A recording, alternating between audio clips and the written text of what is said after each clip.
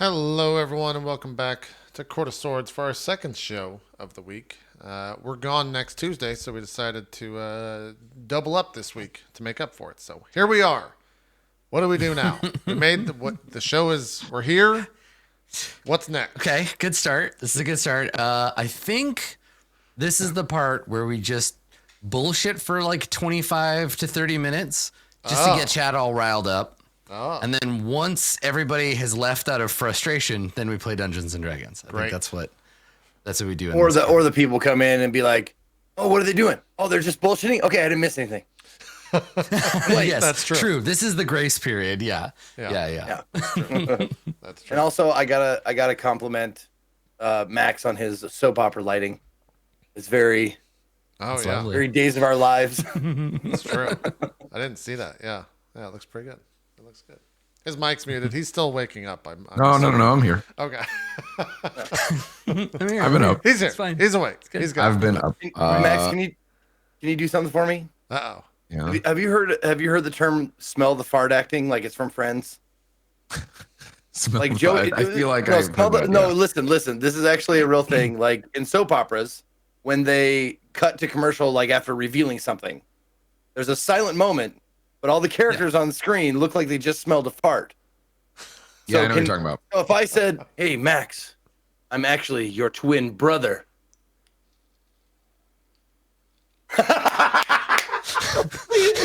It works. Good job. Well done. Well done. I don't know why I'm coming through in such shitty quality right now, but I don't either. Yeah, I was asking if you're uploading something earlier, but it usually sorts itself out in due time. If it doesn't, I would just reconnect. Adam will start. I don't know how much we're gonna have to talk about. We usually have a couple extra days to think of something to talk about, but it's only been I don't know. I'm not gonna try to math. It's been an amount of days since the last show. There have been four full days since the last time we played. Yeah. 5. Yep. Well, Wednesday, Thursday, Friday, and Saturday. That's 4 days. yeah, I was counting Tuesday. It's 5 o'clock. I was Today's counting over. Tuesday. There's only like 7. What else can you do with 7 hours? It's only 3 o'clock for me. Oh. Well, I can spend half of that time playing Dungeons and Dragons with you assholes, and then I can do some real work and go to bed. So I've got a whole day ahead of me. I don't know what your problem is. Wait a minute. You don't view this as real work, Adam? Oh, man. Wow. It's not work so much as it is masochistic suffering. So, I consider that to be that's a bonus endeavor for me. It's not really work. It's just pain. No. Pain that will never stop. That's just life. Yeah, that's just well then let's jump over to Dan. We never start with Dan. In the history of the show, we've never started with Dan. And what's happening? Dan, what are you eating, right? What's that? What'd you just put in your mouth? Don't finish chewing. Just talk. Okay, there you go. Nutri-Grain. What flavor? What are we talking? What flavor? Blueberry. Okay. Have you tried the apple? The apple one's pretty good. Apples were good too. Yeah. Yeah, have those too. What's going on with the shirt? Why'd you choose that shirt today? What's up with the shirt? It was the one on top of the pile, and I grabbed it. Right. It won. Right. I have a clean pile and a dirty pile, and I just grabbed the one off the clean pile. Yeah. Speaking of that, Mm-hmm. I know I do. I'm sure a lot of people do. Dan, do you have a shirt after you're done doing laundry? You go like, "Oh, I get to wear that shirt again." Like a laundry every shirt. Time Yep. It's like the first shirt out of the clean pile. You're like, yeah, I get to wear that shirt. Yep. I love this. There's actually the shirt I'm wearing right now under here. My original Twitch logo shirt. Oh. I got this a long time ago at the first TwitchCon. Nice. Trying to think what that shirt is for me. I couldn't decide if I wanted to make a Goonies joke or make some kind of sexual reference. I couldn't pick one. So I didn't say anything, but I'm thinking two different things at once here, and I couldn't decide fast enough in the moment. I just flashed my Twitch on stream. Yeah. Yeah. No, the viewership will suddenly start rising for no reason. Or for that reason, not no reason. There's like 7 different clips of that moment just a moment ago. So yeah. I used to wear that Hakuna Matata shirt all the time, but then it got called out that I wore it 2 episodes in a row, and now it's at the bottom of the pile. Now I just can't wear it. It's in the shame pile now. I have a Devolver Digital logo. It just says Devolver across it, and it's not because like I'm a Devolver fanboy, which I am, but it's because of the material. It's that really light, wearable, like loose cotton, whatever material, and it breathes really well and it fits really well. That's my favorite. That's my laundry shirt for sure. Let's talk about this. Yeah. Let's get down to the nitty gritty here. What is the best like blend for a shirt in polyester to cotton? Are we going 100% cotton? Are we going like 65-35? Where are we at here with the poly blend? Or do you not know? Do you not look at the tags on your shirt to know the perfect blend? I don't think I look enough. I actually have to ask Chad a lot. Like, what is this made out of? It's really nice and it feels good on my skin. Because I rip the tags off. I hate tags. Oh, really? Oh, that's dangerous. Then you'll always rip the tags off. You keep the tags on? You crazy person? Yeah. You hate yourself? You never know when you're going to buy one of those dry clean only t-shirts. You never know. No. It's so I know what size shirt I'm wearing. Some shirts are different. And if I want to get the same shirt again or I want to get a similar shirt, that's actually a good point. I had to buy a new pair of Doc Martens because my old ones like fell apart. I've been wearing them for years. And I was like, I bought these years ago. I don't know what size they are. And I looked inside the tongue because sometimes there's that little like imprint, but it wasn't a tag. It was the ink on the inside of the leather and it had all worn off. And I was like, well, now I have no idea what size my shoes are. That happened. I'm with JP. I'm on team keep the tag. Keep the tag, man. There's important information on there. Otherwise, you're just going to lose that information. It's gone forever. Is this the tag? Yeah, no idea. That's the shirt. Oh, no idea what this material is, but it's like that looks like a 60-40 blend, if I had to guess. With how you were shaking it there, does it got some stretch to it? Oh yeah. Oh, it's got a lot of stretch. I think if it has a stretch, that there's some polyester there. I think that's how that works. I don't know. I'm kind of talking out of my ass at this point, but there's probably some science to that. Who knows? Check the bottom of the end. Oh, you're saying for the shoes. Yeah, shoes are completely different. Yeah, they were. It was gone. I peeled up the thing and it wasn't under there either. It's a whole thing. I looked it up on the internet. The important thing is it doesn't make your skin feel oily. Yeah, exactly. That's 100% true. 100% true. I still stand by that. I don't understand why that's a thing. Let's not revisit it. You may have just had a bad experience with a t-shirt, which happens. No. I think that as someone who I bought solid dark shirts, my skin will just feel oily. Weird. You got a crappy mutant power. That's my X-Men power. Yeah. I'm a member of the X-Men who just has oily skin only when wearing dark shirts. Only when wearing dark colors. Yeah, exactly. They bring me on missions when they have to like squeeze into the AC filters. It's like, come on, JP, we got to get in there. Use your oily shirt.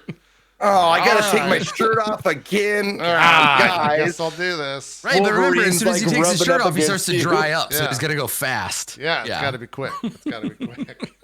They call me the greaser. That's the name. The X-Men. I bought a lot of t-shirts, a lot of different t-shirts as a youth. Like I would buy a new shirt and it would always be a black shirt with a metal band logo. I bought them all at shows.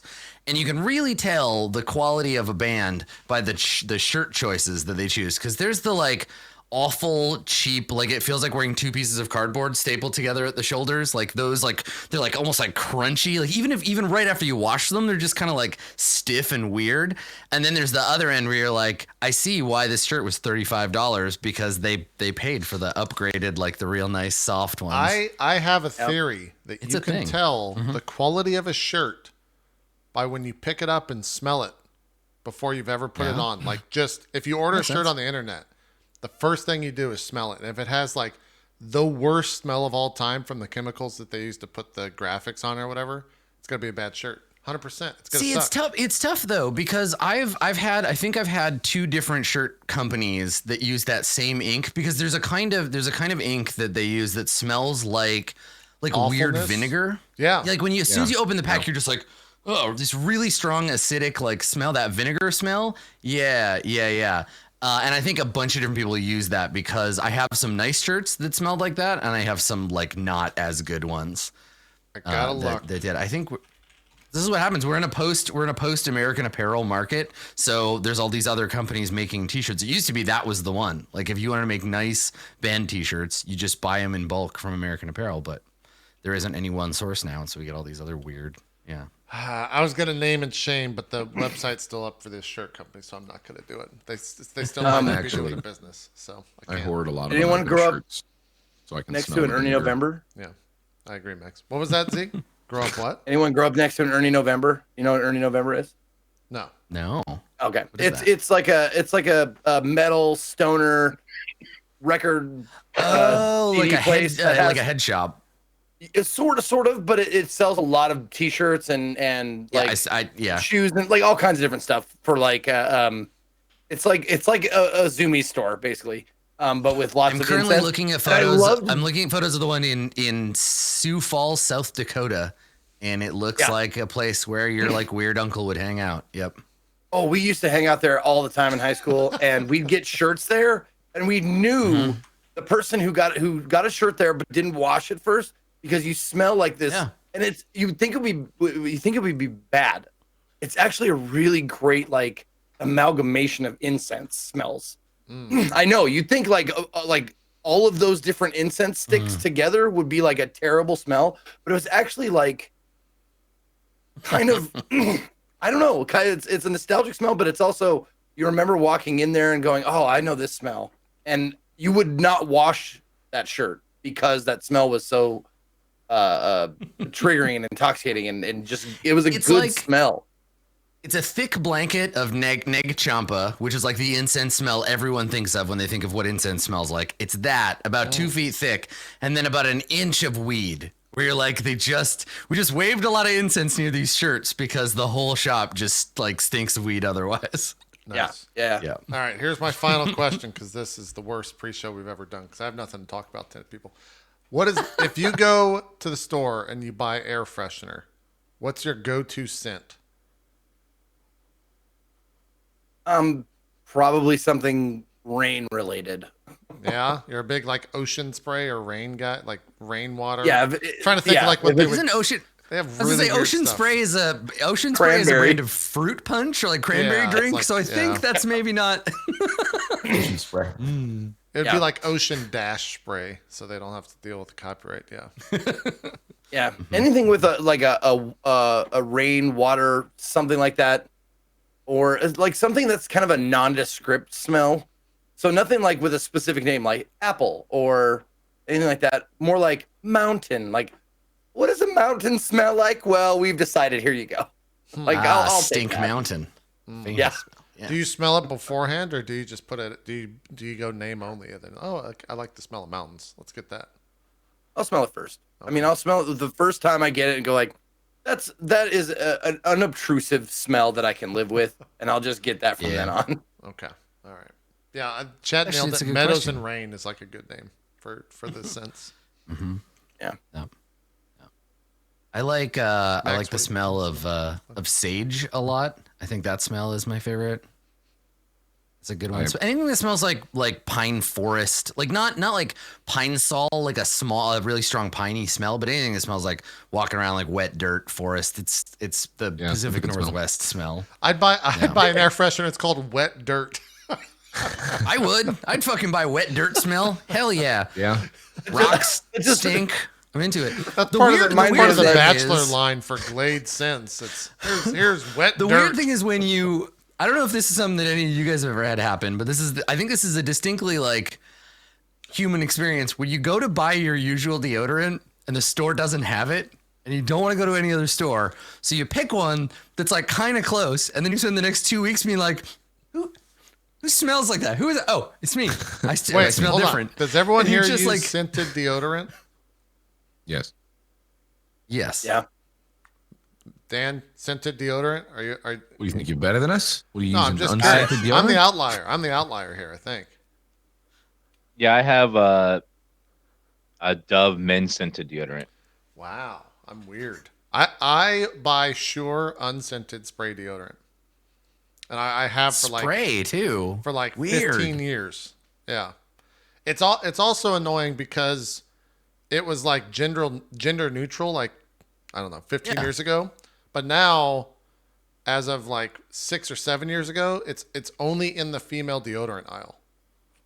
But it's the literal same product. They It's the just same changed smell. the Yeah, way yeah. it's packaged. The way yeah. the way that Yeah, the way that brands try to market to like particular genders is so funny. Like man wipes and stuff like that. It's just like, yeah, cool. I feel a lot better about buying this product now because I can go up to the front and be like, I'm a man. I'm gonna wipe my man stuff with this. The packaging is black and it has bullets on it.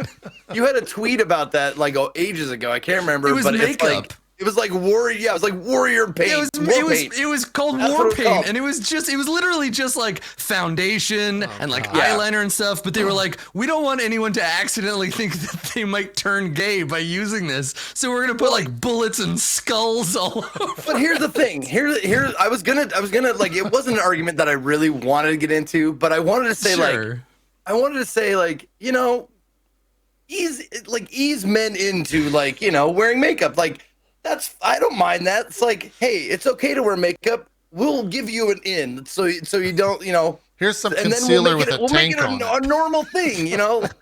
So like when they had like the body wash for men, it was like it looks like an oil can. Honestly, I remember that fucking like ad campaign. The thing is, yeah, basic hygiene having to be masculinated to convince people like men to like take a fucking shower, guys. Like it's so weird.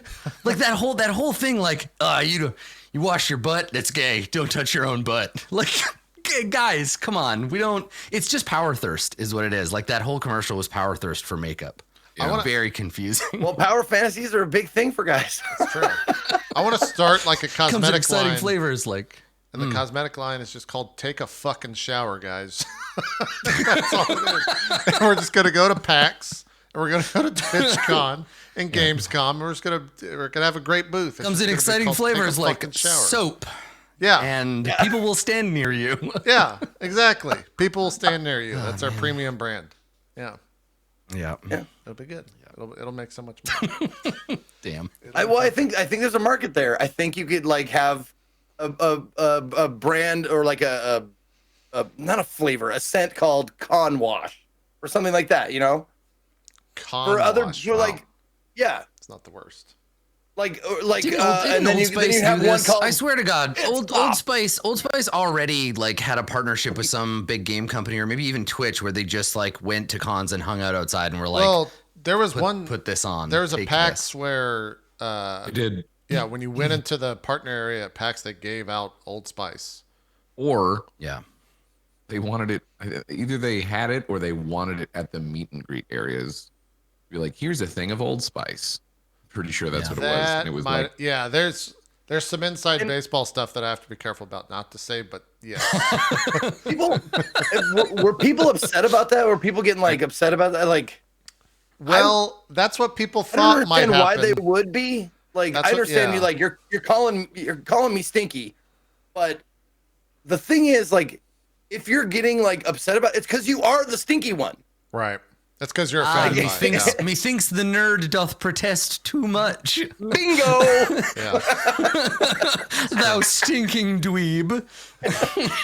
I remember when that came out, and is that in the Monstrous Manual? It is. Yeah, I think so. Yeah, the stinking dweeb. Watch out, it's a stinking dweeb.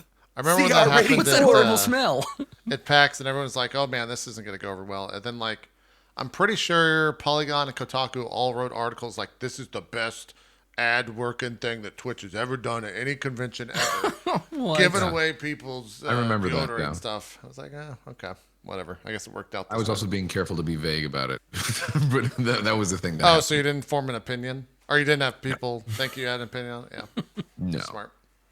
Well, that's why I was a little upset that like at this TwitchCon, they were cracking down on backpacks because like in my backpack, I have a couple of things. I have my laptop. I have like chargers, like in case my phone runs out of juice. But one of the main things that I use a lot is like a spare stick of deodorant. Like I use that shit. I reapply like 3 times a day because I know I stink. Like if I let it go too long. So I'll take a break. It's all those head dark into the shirts bathroom, you're wearing, man. Reapply, come back. You know, listening to Zeke talk about this, I think if you went back in all 124 episodes, all the pre-shows we've ever done for Core Swords, there's like a fair bit of men's hygiene and fashion advice and information. Like we could put together, like I would say probably like a 10-part, 20 minutes an episode thing out of everything we've read, because we've talked about these things a lot. We talked about shampoo for like 25 minutes straight. Oh, yeah. You We remember talked that? about shampoo with Dan on the show for probably an hour total. And Dan just kind of sat there and was That was one of the episodes that Morgan was on, and she was just like mind blown by the fact that we thought about shampoo as much as we did. That's right. I remember that. You know, I mean, to be fair, like JP is the one who brings it up most often about like. Oh yeah, you no, seem, I like, totally think about this. Super stuff. concerned about like hygiene Yeah. and smells and stuff Oh, like without that. a doubt. well, I'm so- super and I can tell metrosexual by- when it comes to that shit. I Yeah, can tell, like 100%. I've been to your house, just- man. you're I just a understand. person. You're like, oh, I get it. Oh, I It's looked also around and interesting like, to hear like yeah. other people like what they are using, what's their Well, routine and- That's also true. That's part of it for sure. Yeah, it's the wire cutter effect, right? Where you're like, I gotta take a poll. What deodorant is everybody using? Is your deodorant better than mine? Am I only using the number 3 deodorant? I'm gonna move up that ladder. I gotta use the best one. That's yeah, true. It's totally. all about the best. That's That's what it is. That's why for a bit I bought. I don't remember what shampoo it was, but I had it for a very long time. That you recommended. Was it the We both bought it. Fuck! It was the American Crew something mint. I forgot. Yeah, I think you're right. And I got like a big bottle of it, and I had it for a very long time. Well, And I that just the didn't thing that remember. sucks is you can go on Amazon and buy like a 36-ounce bottle of that shit, and it just lasts for fucking ever. Like Yeah, that's what it actual ever. Like I still have that bottle somewhere, and it's probably been 5 years. Thank you for turning me Like, on to that's in the Wirecutter, guest though. bedroom somewhere. It's crusty. That tweet thread was amazing. Like watching JP respond to you guys being like, "Is there a website somewhere where they just That was rate Dan's everything?" tweet. Yeah. Yeah, and I swear I could if we were in the same room, JP and I would have looked at each other like, "Wait, what? They don't? How do they not They know don't this? know?" Yeah. Dan, did you Also, buy a bunch of stuff it's from great. Wirecutter? Are you into the Wirecutter? Yeah, it's really good. It's just like I don't have to look at reviews anymore. I can just be like, "Oh, this is the best." They've already tested it all. Yeah. What? And, yeah. Can I ask what you've purchased through the Wirecutter? I purchased a rice cooker Yep. and Got a that. slow cooker. Got that? Yep. Yeah. I'm going through and starting filling my kitchen with the good shit. Yeah, that's good.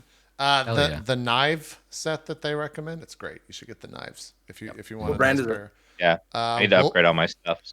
It starts with a W and it's German, like Wordstrom or something like that. Wardstrom. I don't No, know. Wernstrom is the guy from Futurama. He's the bad scientist.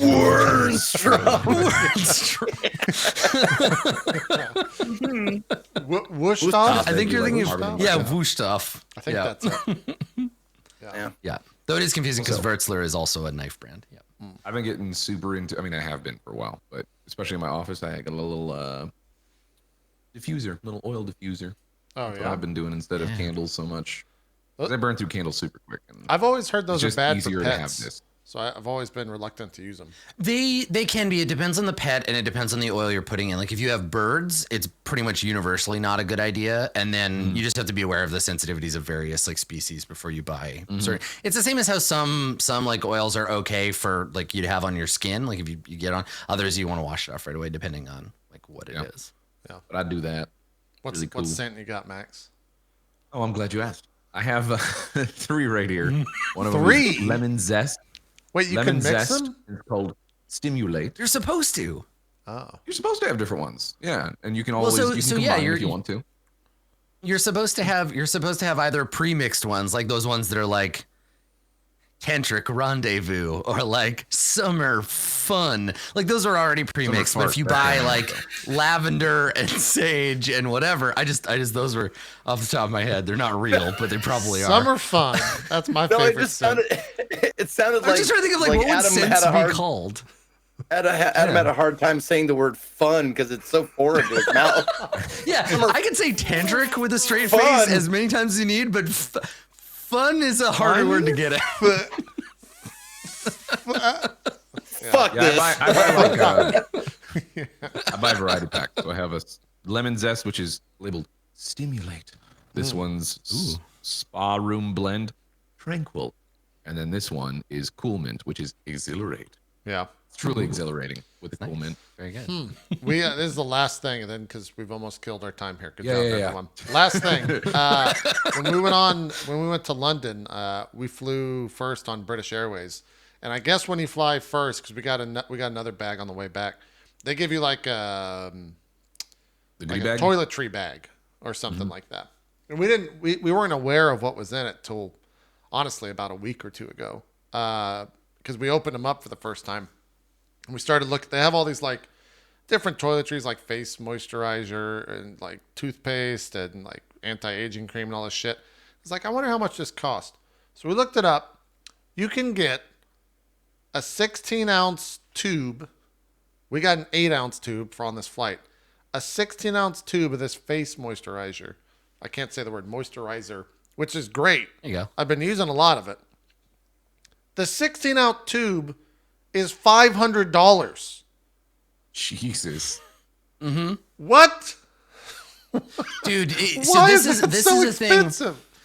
This is a thing that is like deeply obfuscated from most like male consumers of these products. Like skincare is so expensive. So expensive. Like any kind of fancy skincare, massively expensive. And it's usually not just one thing. It's like you got to buy 7 different things because to you use them complete in the order. treatment Yes. or whatever. Yeah. You use them. Yes, exactly. So it's this whole other fucking thing, and you end up spending like $800 for 4 months of it's crazy. Now, is it just crazy skincare for? expensive. Is it just like male geared skincare, or is it like all I think skincare? it's just Because- general neutral. Yeah, it's just general neutral. Like, Yeah. Okay, it's- okay. She had the same stuff I did, except her packaging was lighter colors and mine was darker. Okay. I was just wondering, like, if I could like get like something with like pink lettering on it and pay like half the price because it's not geared towards men or whatever. No, it was expensive. Like, I was like, I've kind of been enjoying this. My face isn't dry. I feel like it's hydrated constantly. I'll maybe get some more. And I looked up the price and it's like, well, my face is gonna be dry for the rest of the life. Like, I'm not paying for this shit. This is fucking expensive. Yeah. I'm not doing that. Super crazy expensive. Dude, so. just listen to the barber from Queer Eye. I can't remember his name. JVN, Yeah, there you go. Jonathan Van Ness. Just listen to him. He has great tips. Yeah, well, he does. He makes his own sometimes. I was like, I don't know about that, JVN. But I did do the blotting technique, Zeke, which he recommends. Instead of putting it in your hands and doing this, you put it on your face, and then you smear it there so that more of the product gets on your face instead of your hands. So he's a very smart guy in that regard. So, Yep. yeah. Old JVN. Anyways, that's our pre-show. Hey, Max, you got to do your goal. But before we do that, let's watch this recap. So get ready. Do it. Get ready, Max. ready. I'm ready. I'm totally ready. On Court of Swords. Leaving the tomb behind, the party begins to climb back up out of the ghetto, but Maharib is distracted by someone or something in a nearby cave. He goes to investigate, bearing witness to an illusion of an orc child being killed by a human with a knife. When Amira comes to help, the child image leaps towards her and vanishes. She's stunned, startled, but seems all right. They continue out across the ash dunes towards the glowing column of light. When they arrive, they see a strange sight, the ruins of the City of Brass Temple District. All the plaza's temples fallen, save the tower, which glows ominously. In the center, another illusion, one meant to deflect those who would investigate it, a blur of confusing shapes and colors. Mahari becomes suspicious Amira might be possessed. Spoiler warning, she is. They wrestle, then when Berg illuminates his hammer, he inadvertently awakens Hanma, the old god of the City of Brass, doomed to haunt the vein that was created when his city died. Hanma forgives Berg and Ramus, but tells them this place doesn't forgive as easily. There are 2 paths forward, one to an oracle that may give strange insights, the other through the doors of the tower to face the fortress, and a return to the world. The ghost of the orc boy in Amira is expelled, but not before it accuses Berg of abandoning it, and all the other orcs that trusted him. He admits, sadly, to bearing that weight all along. They visit the oracle and draw from a deck of false tarot, revealing strange prognostications about a possible future.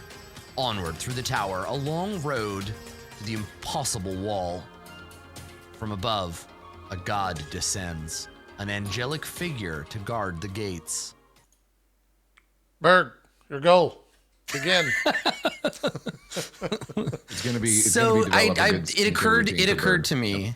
Yeah, it occurred to me, Max, that we had forgotten. I resolved your goal last time, but I didn't want to start today's episode without you having a full set of them, so that you aren't robbed of potentially having some chance to get experience. So, what do you want? What do you want your third goal to be? Because your two goals are traverse the vein and escape the void, which pretty much everybody has some variation of those two. Which means if you can do it, if we can get past this one last goddamn obstacle, it's going to be XP City for everybody. So.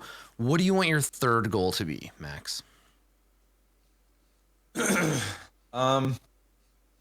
First I thought of doing like find out exactly what happened to the tribe that was following Berg, but I don't know if that's a good goal because that'll probably take a long time to resolve. Maharib had some weird stuff that was going on before last episode, right? Max, there's sure. nothing. Yeah, Maharib was being angrier than usual. Yeah.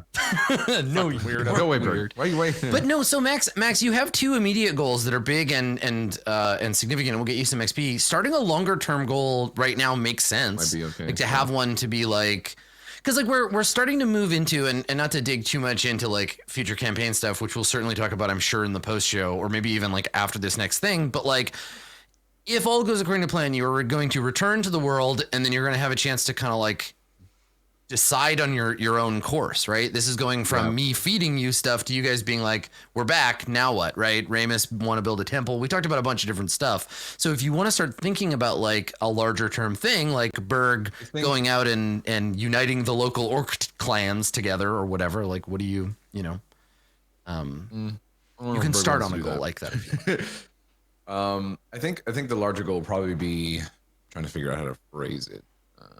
Yeah. And you can always just kind of like spit out whatever you're thinking. Find out more about Maharib's hammer and the effect it has on him. Axe. Or not hammer. Oh, the axe, you mean? Yeah.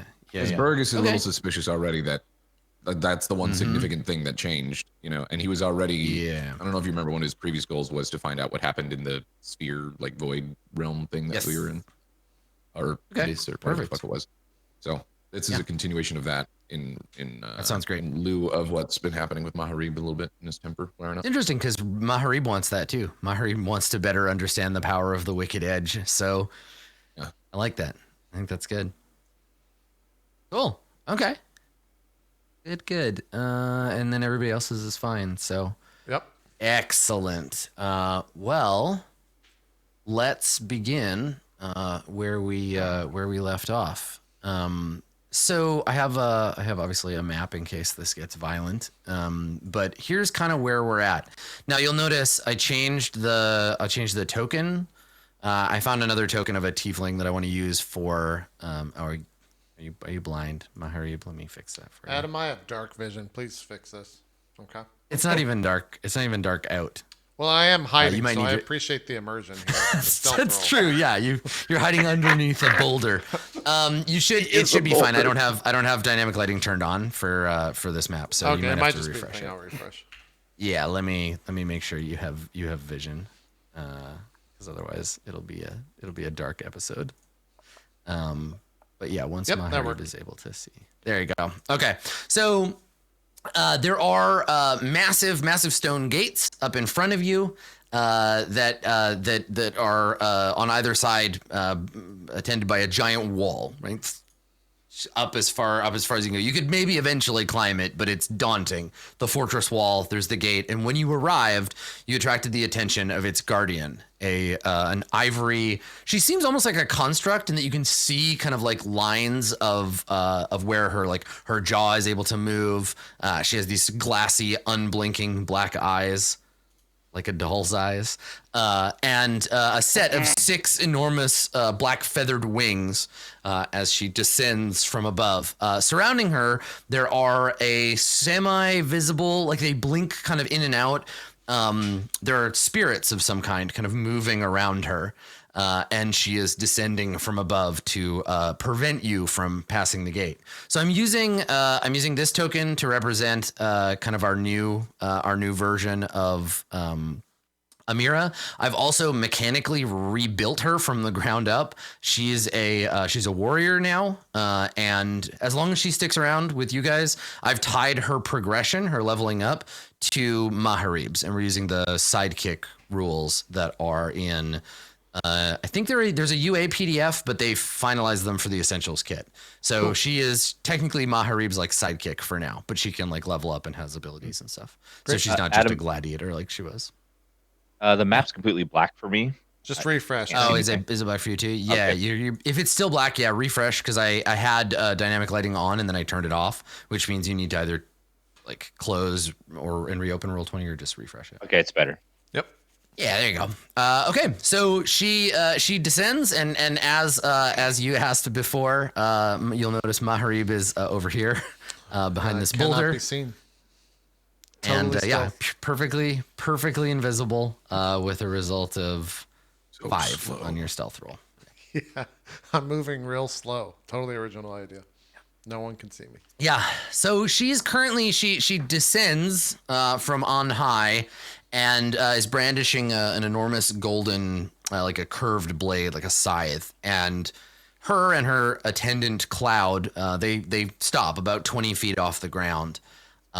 They don't address you. She seems to take in her surroundings, and she looks around as if your arrival summoned her. And then she says nothing. She just stays there, fixed in the air. Does she meet anyone's like gaze, or is she just fixed? Nah. Yeah, she just kind of like, and it's hard to tell because she doesn't have pupils, right? So she looks, just looks back and forth, kind of like assessing who's before her. And then stops. Well, if she's not being aggro, I definitely will walk out from being stealthed rather than just hide. I'm hiding. Yeah, I stand up. She doesn't she doesn't attack you, but she's clearly blocking the way. Sure. I stand up and like dust myself off with all the fucking ash that I was laying in, I'm assuming. Or is this normal dirt or is this still ash? This is mostly normal, seemingly normal dirt here. Yeah.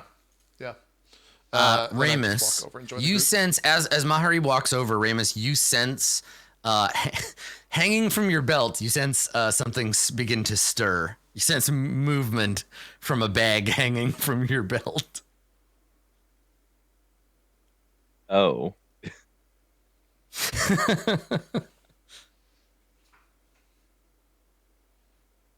I look to Ramus to see Ramus and Berg. I kind of look both directions to see if either of them are going to like speak. Or not speaky boy. Speaks when talked to. I kind of look at you, unnamed, and like nod because you're like the mouthpiece of the party. So I'm like, I give you like a nod, like go ahead and. Okay. There is nothing in my history or religion or anything like that that could even give me any sort of idea of what this person is. Is there a role I can make, Mr. DM? You could make like an astronomically difficult Arcana roll, I guess. Arcana or religion, whichever you like better. Okay. Both are the same. So. Okay. We'll roll pretty 19. Damn good. That's one shy of the best you could possibly do. Yeah. Here's something. I'll give you this. So, unnamed and Ramus, neither of you feel anything beyond what you normally would feel, like maybe nervous or tense or like, on edge or whatever. Now, you don't. Besides that, you don't feel anything. But Berg and Maharib, some part of your brain is trying to convince you not to look at her and to kneel, like prostrate yourself before her. Heavenly and you stuff, feel whatever. Yeah. So you feel like it's the same as like, and I would equate it to the feeling of like you have an itch on your nose, but you can't scratch it, right? So it's this feeling of like. There's a weird pressure, and you'd feel better if you just kneeled and averted your gaze and like put your forehead on the ground. That feels like the right thing to do. Okay. I will step forward. Okay. And now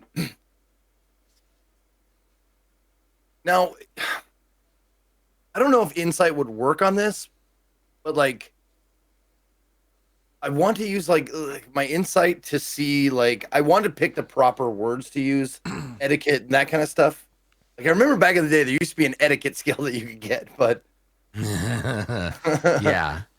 I'm wondering if like I could glean like the proper reverence or kowtowing that they desire or whatever. You don't know who she is, so you don't know how to properly, like, you could be generally polite. I think that's something your character is just good at, right? But the specifics, you don't know. Okay. So with this, did you say I got that feeling that kneeling would be good? No, only Berg and Maharib have that feeling. Okay. And you said this entity is how many? Like 20 feet off the ground. 20 feet tall. 20. Okay. Yeah. No, she's 15 feet tall. So she's occupying the space between about 20 feet and about 35 feet up in front of you. She's a big lady. Gotta hover, make us look stupid. Yes, her wings look purely ornamental. She's not flapping them or anything. She's just floating there. Okay. Now my goal is to persuade her to either let us or show us the way to get over or facilitate the way to get to the other side of this wall. So do you want me, because I want to do a persuade thing, but do you want me to do it now or do you want me to do it after I speak? This is the fundamental thing. D&D does not care. You saying nothing and rolling and you saying some shit and rolling are fundamentally the same. So I think you tell me what you're saying and then you roll persuade if it seems like it makes sense. The things you're saying are more important to me than a persuade roll. Cool. Okay. So I step forward. I try not to make eye contact. I try to look at like the feet or something like that. Something not that makes me not equal to them. And I put my hands out, as a gesture of I'm not going to swing a weapon at you or whatever.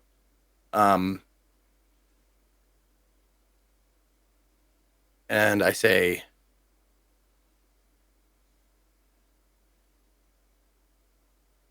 we are strangers in a strange land. We have lost our way. We have found ourselves here with no means of escape and no means of getting to our destination.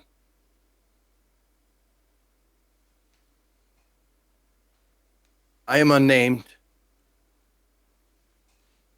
I've given my title to the void. We wish for safe passage to the other side of this barrier. I'm not sure how this negotiation or bargaining or conversation starts or ends. But I wish you to know that we mean you no harm. We just desire to continue on our quest.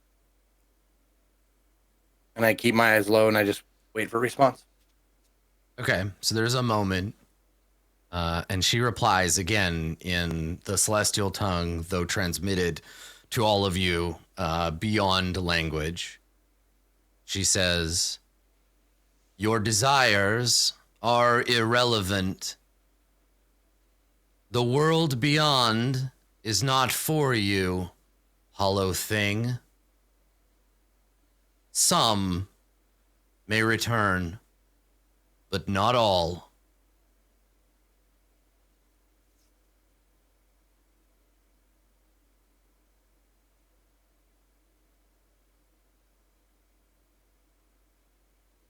Do you mean there are chosen among us, among this party, that may cross, and some that may not? So when you say that, she lets go of her scythe, which just kind of like floats off to one side, just moves out of the way, and she holds her hands out and gestures to either side of you, and you can see that she's pointing to Ramus and to Berg. These two do not belong here and may pass the fortress gates. The rest of you, creatures of darkness, must turn back.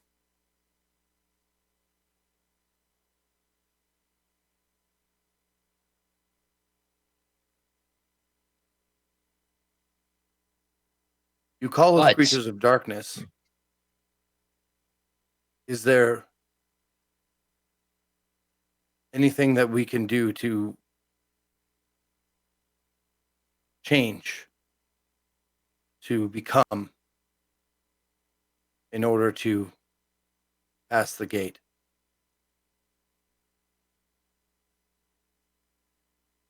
It is my responsibility to protect the world from stains like you.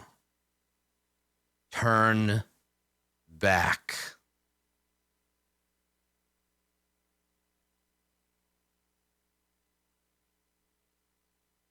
But these creatures have been following the arcana. They have just passed the lesson of the tower. She gave up her name and all that she held dear on the other side. She just seeked the star and got wisdom. Now she seeks a new life beyond. Is this not what you teach? And she turns and just like cocks her head slightly, turns her head towards you, and she says, why would you weigh yourself down with such burdens? A priest of such great promise. There is a destiny before you, Ramus Krill. Abandon these weak things and come home.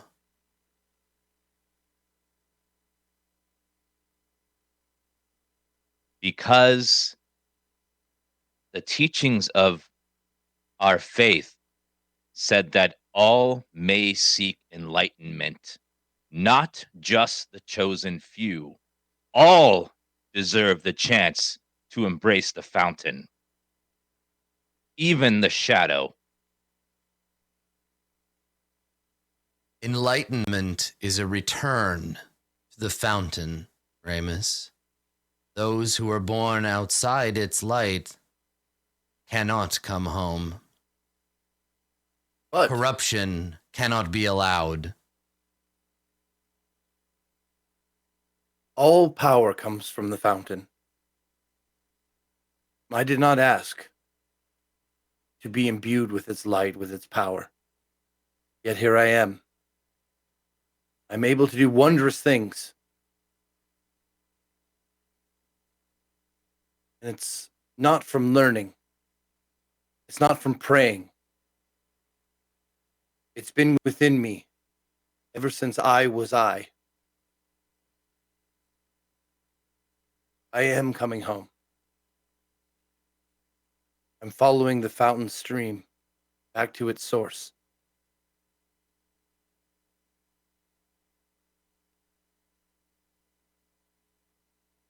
So she, you say this to her, and she turns back to look at you, and her features rearrange slightly on her like porcelain face to emulate something of a scowl, and she says, "Your imagined power is as irrelevant as your life will be. If I end you here, now, you will blow away like so much dust. You are irredeemable.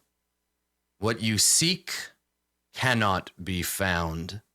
You are without destiny, cut off from fate. There is no place for you beyond the fortress wall."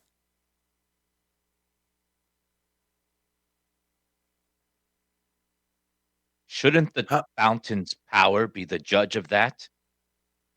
Are you to say your judgment is greater than that of the fountain?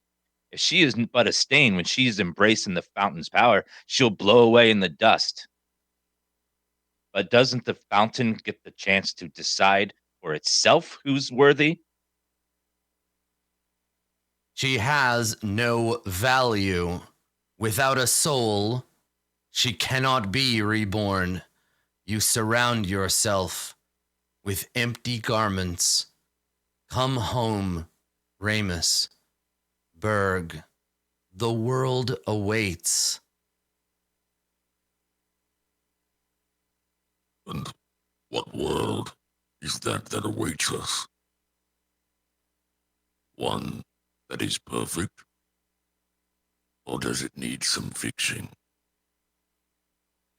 And if we are to fix it, or try, we will need help. He like looks at the others. She shakes her head slowly.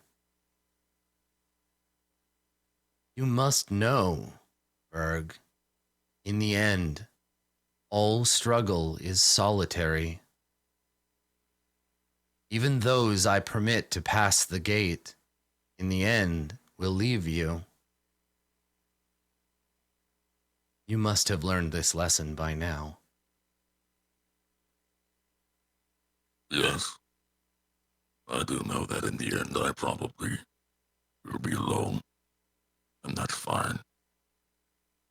But if they are so small to you, why not let them pass? What actual harm will their presence cause? She looks at Ramus. Certainly, you must know. Seeing what you've seen, knowing what you do. The gates cannot be opened for just anyone. My sisters and I protect the world. You asked me by what right I have to deny entry. It is all that I do, all that I am. There is nothing else. If you are the gatekeeper, the person who decides who comes and goes, do the Mara not make this journey, cross over, and cross back? How is that possible?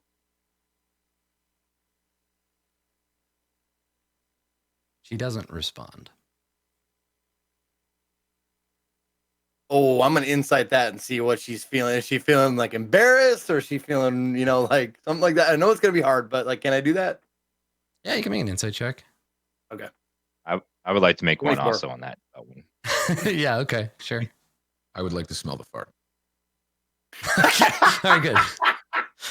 You do. 24, huh? I mean, so Ramus, the fact that she didn't respond indicates that the question bothered her. Right. And with a 24, yeah, there's probably some complex mixture of pride, right? That you've like struck a bit of a nerve. She's not alone, right? She talked about her sisters or whatever, right? So there's some like she's too proud to get into an argument with you about it, but also like she recognizes like, yeah, the system's not perfect. I do what I can, but she doesn't want to like talk about that, so she doesn't say anything. Judging by your silence, I can glean that this is not an intended event when the Mara cross and cross back. What if I were to offer you all of my knowledge, all of my dealings with them and their servants from the void? Something to help you combat them and bar their entry. more. The account from which you offer me this bribe is overdrawn, creature. You cannot sell and sell and sell your memories.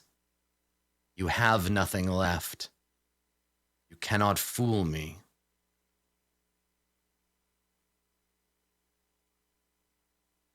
Why is this one not allowed to go in? I point to Maharib. Is he not of our world? She turns to look at Maharib and Amira, and she says, "Those two are bound together. Perhaps one, where the other sacrificed, could be permitted to pass.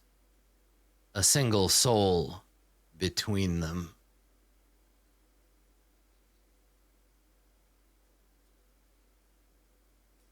And Amira looks at you, Maharib, like, that's not happening, right? We're not going to do that. That's the mean lady's not going to, right? Yeah, when she and looks... it's as much, maybe more. It's not her being like, you're not going to sacrifice me. She looks at you like, I'm not going to let you make that sacrifice. Don't open your mouth. Don't step forward. Don't even fucking try. Yeah. I think I turn back to her, and if it's not conveyed enough, I put my hand up like, don't say anything, don't move, and I just kind of turn around and continue dead staring the god, angel, whatever. Yeah, she's a god. Angels aren't really a thing. It's not like a word we know. Sure.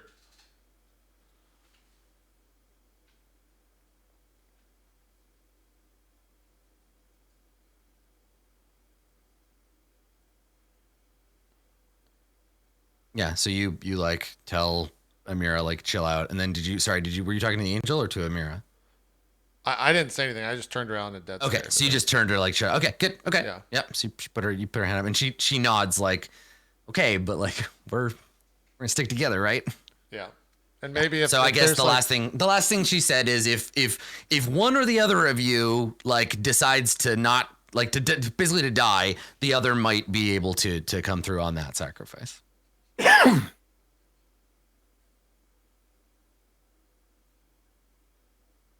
I have a question. If we were not in the Arcana's plan, if we were not thought of previously, when we drew the cards from the Temple of the Star, why was there any sort of writing on them at all? You would think if we were outside of the plan that the cards would be blank. I will forgive your ignorance. Did you not tell them, Ramus? The vision you saw, a false oracle, to be expected in a place like this, fallen, corrupt, a deceiving wound.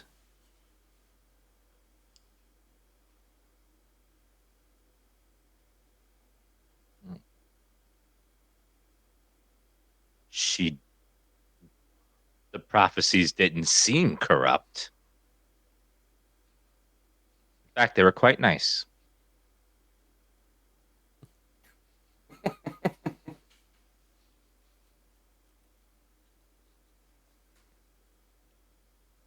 If I stay behind, will you let this one pass? I point to unnamed.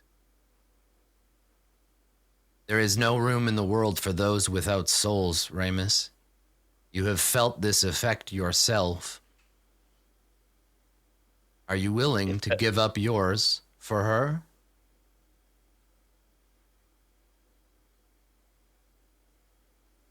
I look to Ramus as if like not as if, but like this is kind of new information.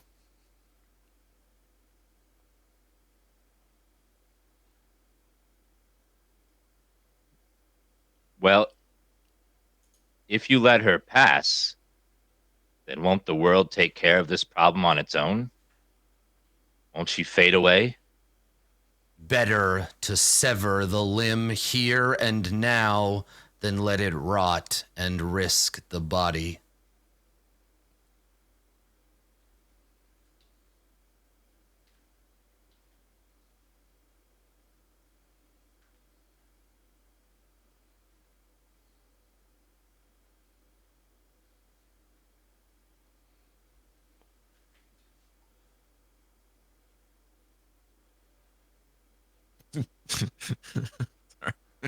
It's just so fucking tense. I can't say anything because Berg doesn't.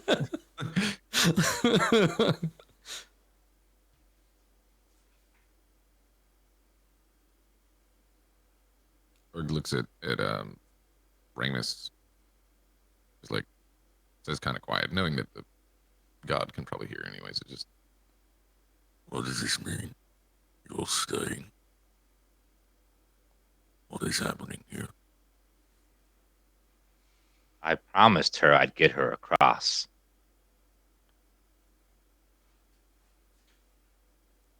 Then what of you? You're just living here then?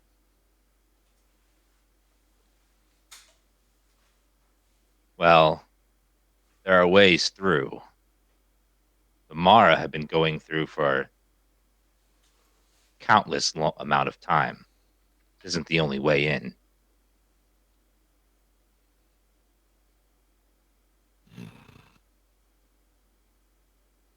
I don't like this at all. Seems backwards.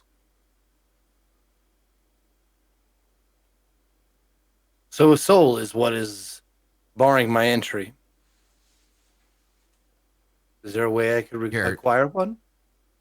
You're saying that to her? Yeah. All the fragments of the fountain, which you call souls, are distributed.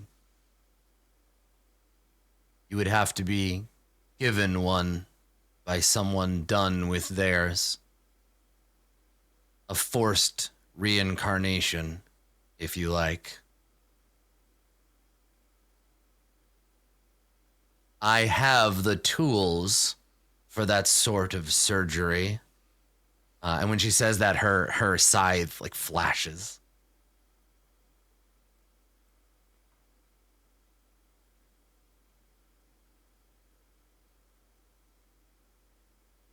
If I were to agree. All right. Okay. Go ahead, Burke. And what of them? How do they go? Well, not at all. Who do you mean? He's kind of saying it out loud. Talking about Maharib and Mira. Yeah. Yeah, she doesn't care about them and so has no response to offer.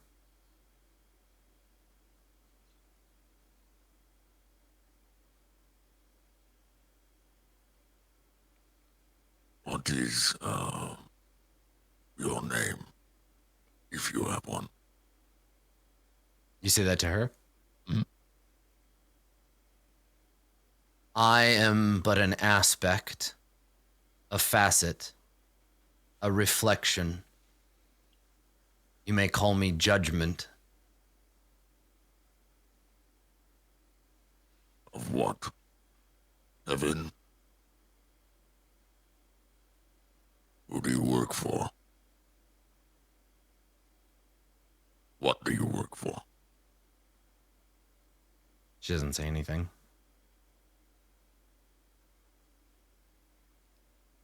Oh, no master then. Is that what we believe?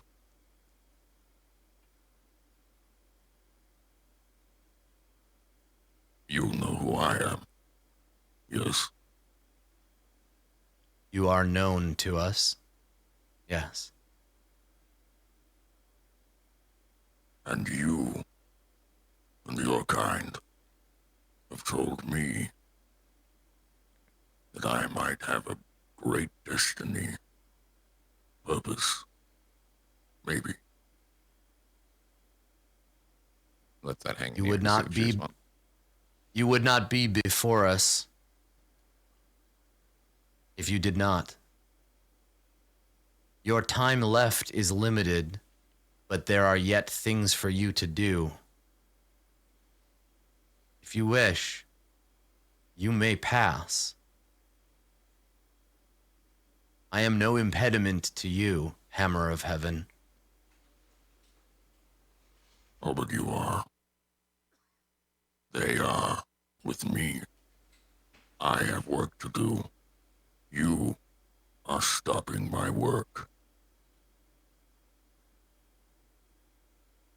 If the lesson that you need to learn here, now, at this gate to fulfill your destiny is one of further suffering, I will indulge you.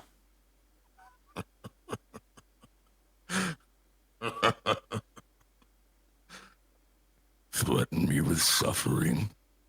You really do know nothing.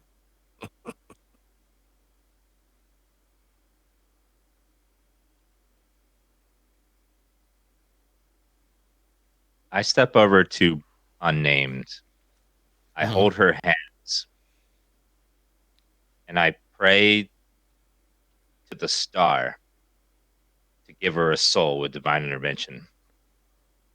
Oh, wow. So you're just like, I need to speak to your manager. And you get on the phone. You're like, God, there's this angel down here, and she's being a real bitch. Can you just UPS me a soul? Could you do that?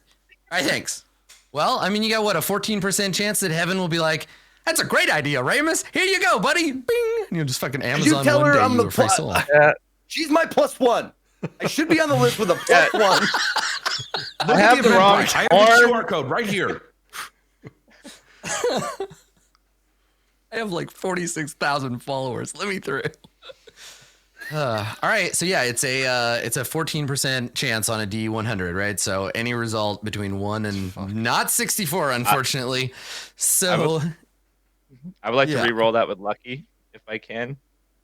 Yeah, let me see. I don't know if Let me see about Lucky. It's a great question. I'm not sure if it's just D20s, but let's take a look.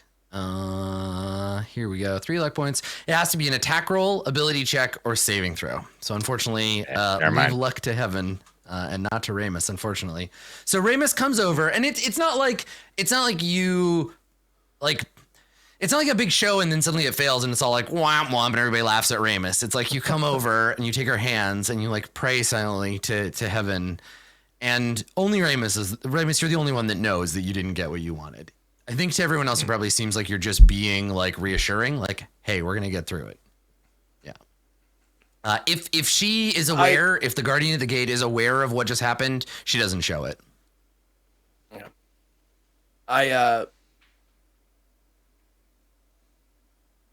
I put my hand out to Ramus's face, and I thank you. Maybe more direct approach. You said you had tools with which to furnish me with a soul. I'm willing. What need I do? She looks down at you and she says, I am not a god of creation. I am a butcher. To grant you a soul, whelp, I would need one, hot and bloody, to put inside you. There are only 2 among you who could make such a sacrifice. If they are willing, so be it.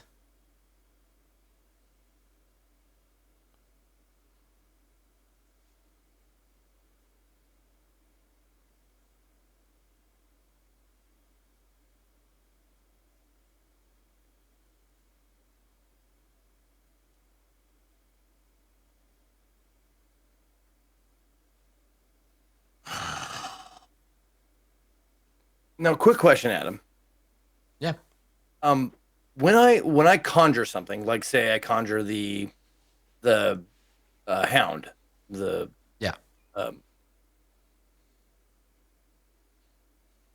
Hound of Ill Omen or whatever.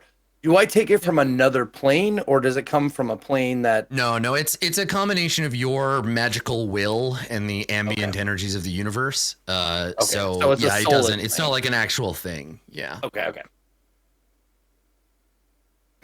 Want to be sure there's cosmic loophole, No, I mean it's like heaven is a you.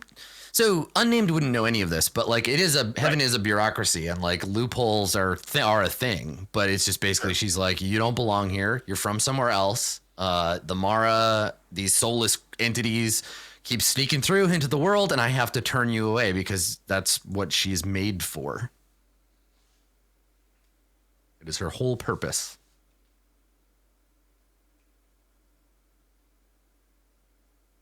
We've met other beings on our path here.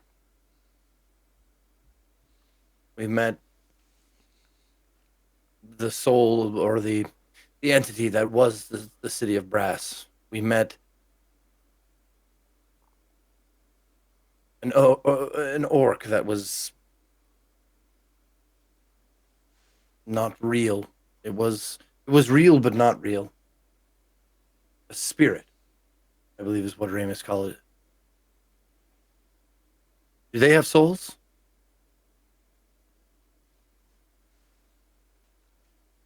The echoes that occupy this cosmic wound have no soul, save perhaps that pitiful mewling that lives in the plaza.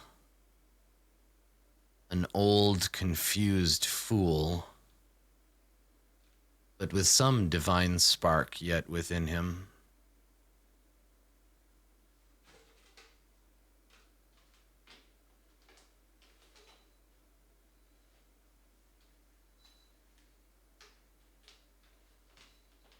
Would there be a way to take his mantle as the new city of brass?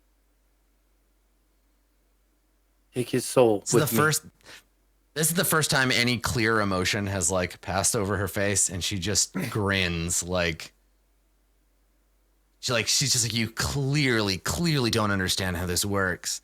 And she's yeah, no, exactly. Yeah. And so exactly, you shouldn't be expected to. So she just grins and she says, you cannot be a god of something that no longer exists. It is the yoke Hanma wears that prevents him from leaving this place. Like a mother weeping over the bones of her dead child, his tears will not bring it back.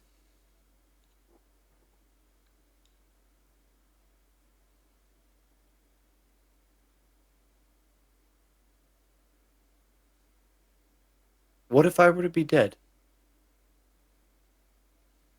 Do they take my body across?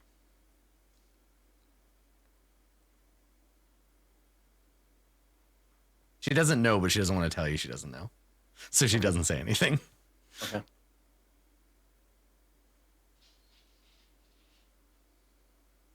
If I were to offer up my life, Ramus,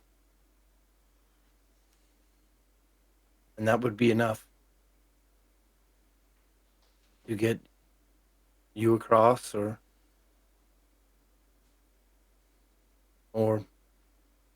get my husk across, would you be willing to take it?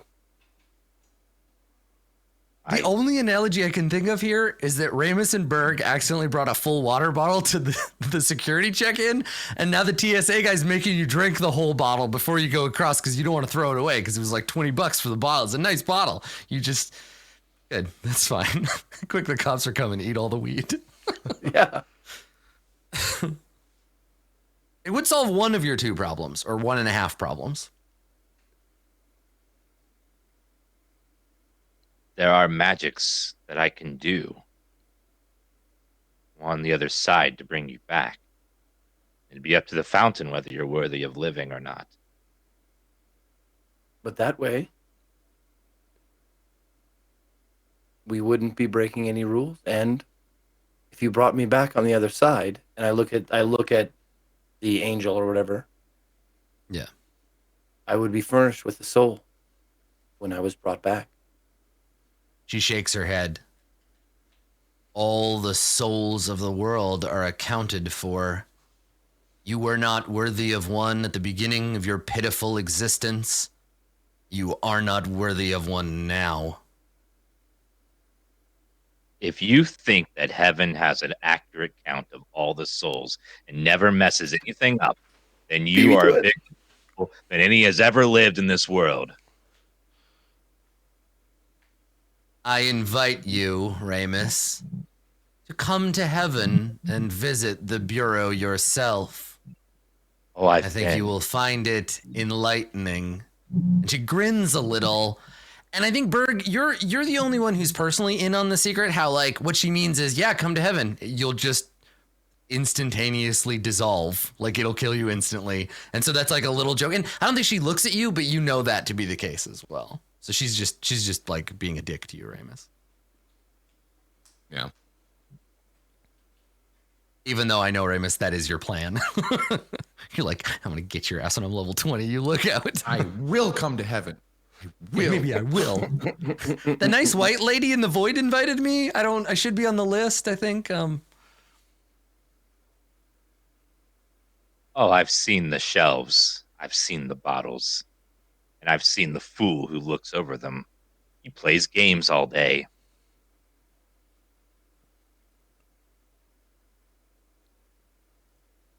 She doesn't say anything.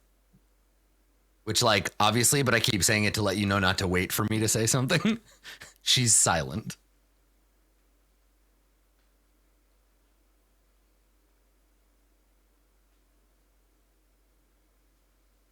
What of you, Maharib? If we solve Unname's problem, what about you and her?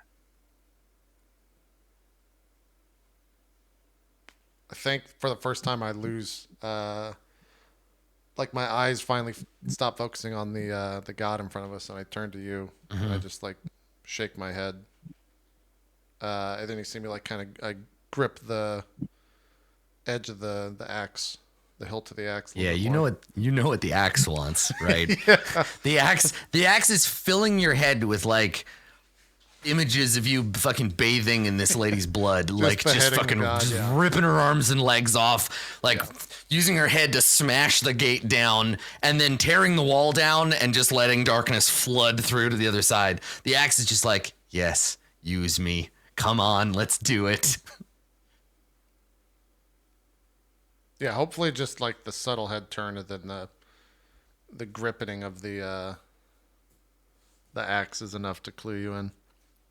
Mm-hmm. That where Maharib's at. The grippening. Yeah. Mm-hmm. That's what it's called. Maharib, the Grippening. Mm-hmm. It's my favorite White Wolf game. Mm-hmm. And yeah, Amira notices that too, and she kind of nods like, you can hear like her armor creak a little, like she's kind of like flexing her muscles and like stretching a little, like, okay, is this gonna happen? Or I don't, like she's nervous, but if you do it, she'll go with you. Right. But also this lady's like 20 feet off the ground, so. All these fuckers can fly. It makes me useless. Yeah. In a way. Unless there's a way to just keep them down. Can you dragon rend all of them down?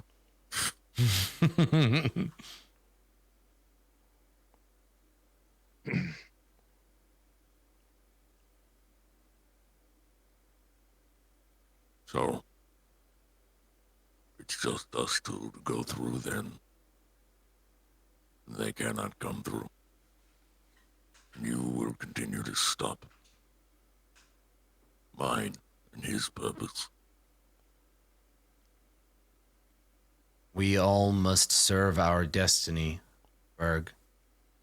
I know yours is unclear, your eyes mortal. I know my purpose. I guard the way.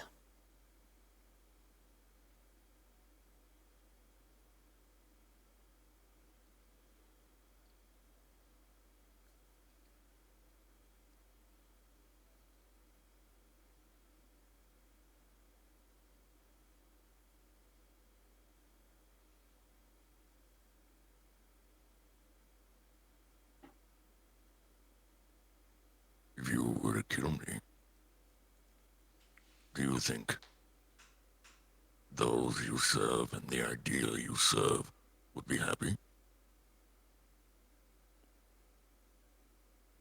Perhaps that is your fate. To die here. You don't know. You're just saying words now.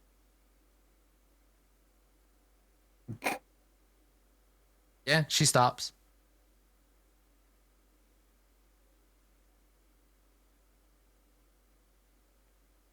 Fine. He lights up the hammer. So you you reach and you take it out and it starts to burn. Something like disappointment passes over her face, but she doesn't make the first strike. That's not her job. Berg starts to try to pray to heaven, to anyone that'll listen in his head. Is this what you want? Is this my purpose? Standing here in front of your god that doesn't even know.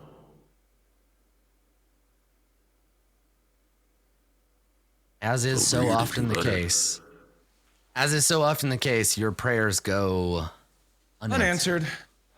Mm-hmm. Heaven's a bitch.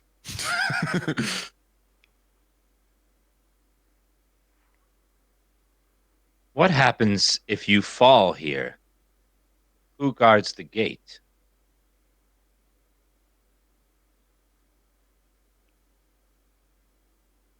I find your proposition unlikely, but in the case of my destruction, another would come to take my place. There are far more dangerous things on the other side than your new friends, Ramus. We know. I am We've not fought them. your enemy. I guard the gate for you as much as anyone else of the world.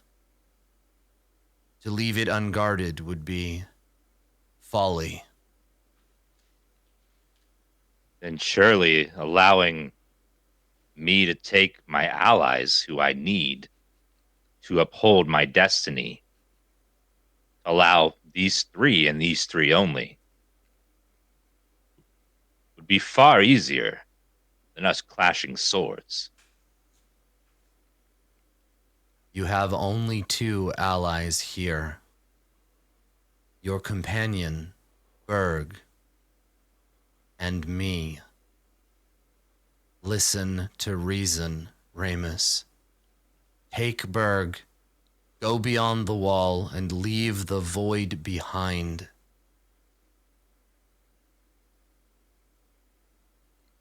Let them go.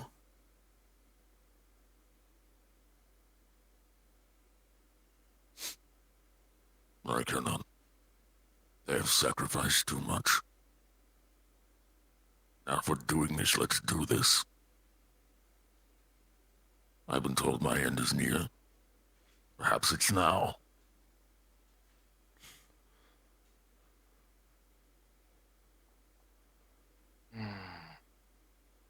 And it's interesting because like you're talking to her, but it sounds like you're kind of talking to like the rest of your group. Like, all right, guys, are we gonna do this thing? I got my weapon. It's glowing. We're ready. Everybody's tense. We get the nice like the Avengers pan around of everybody kind of like getting into their fucking we're gonna fight pose.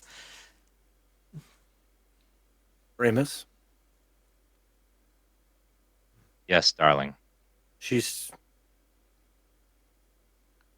trying to use the lesson of the temple, or the lesson of the tower against you. Oh, I know.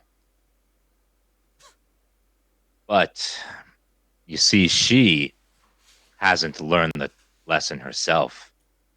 She holds on to this purpose without any regard for anything else. She never lets anything else into her mind. She holds on to this ideal, this idea that she even knows is false, that this gate is not protected. The Mara come and go as they please, yet she clings to this false hope, hoping that by standing here and guarding this door, that somehow the Mara aren't slipping through the cracks, that somehow she just holds on to this little thing, and she would only learn the lesson of the tower, which you guys have failed to do for centuries. You are holding on to this bullshit. Let us through the goddamn gate. I am sick of this shit. I am sick of this world. I need to get across to the other side. Now let us pass. Dan out here inventing Protestantism. Like, I am sick of this shit. Fucking Martin Luthering this whole situation, just walks up to the gate and hammers this fucking thing on the door. So yeah, you get mad. She doesn't respond, right? Her job is to react. And so she sends, we see a look on her face, but she has moved just slightly so that instead of floating near her, she is now holding her side. And we see her fingers, like you, like, close around the haft as if she's like ready in case you attack. See, she knows it's a lie and she wants us to kill her. Therefore, she doesn't have to embrace the truth. Let's back up, my dear. She has to be taught the lesson of the tower the hard way. I'm following your lead, dude. If you back up, I'll back up. Yeah, back it up. Yep. I mean, so Maharib, Amira looks at you, and she looks like scared. Like you can see it in her eyes. She's putting on a tough face, but her eyes are kind of wide, and you can see her hands are like shaking. She's drawn the sword. I think in Giant, I say like an old Giant phrase that they would say before like a battle or before a war or something like that. Trying to think what it would like. Yeah, I mean, you don't have to come up with a cultural aphorism right now, but you can do what I do and just tell me like what is the meaning of it? What is it supposed to mean? Like, is it it doesn't matter what happens as long as we fight together, or is it like any day is as good as any other to die? Like, what is the message of the? I'm trying to think of. I think as I'm saying this, regardless of what happens, I move in front of Ramus to be like his shield. Yeah. I don't know what the phrase would be though, or what the meaning behind it would be. Well, yeah. What are you trying to tell Amira? What do you want her to know before this whole thing happens? I mean, that's what I'm trying to think about. I know the ramifications of it. I'm just trying to think of what it would actually be.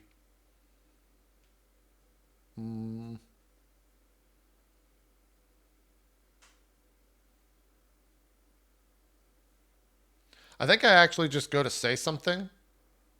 Like my mouth opens, but nothing actually is said, and I just move in front of Ramus and like grip the weapon tighter, as if as Mahrib expects her to just fall in line.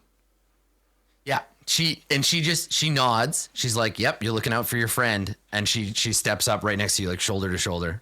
Yeah, and I think as I'm standing there, my shield's in one hand, my axe in the other, and I'm looking at Berg to kind of meet me in the middle, so that we can engage. Yeah. If you fall, your soul is hers. Maybe she'll do something with it that matters. She stares down at you. After Maharib says the thing that he said in Giant, Berg says, means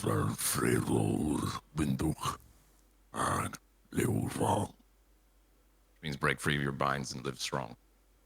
Yes. Fuck yeah.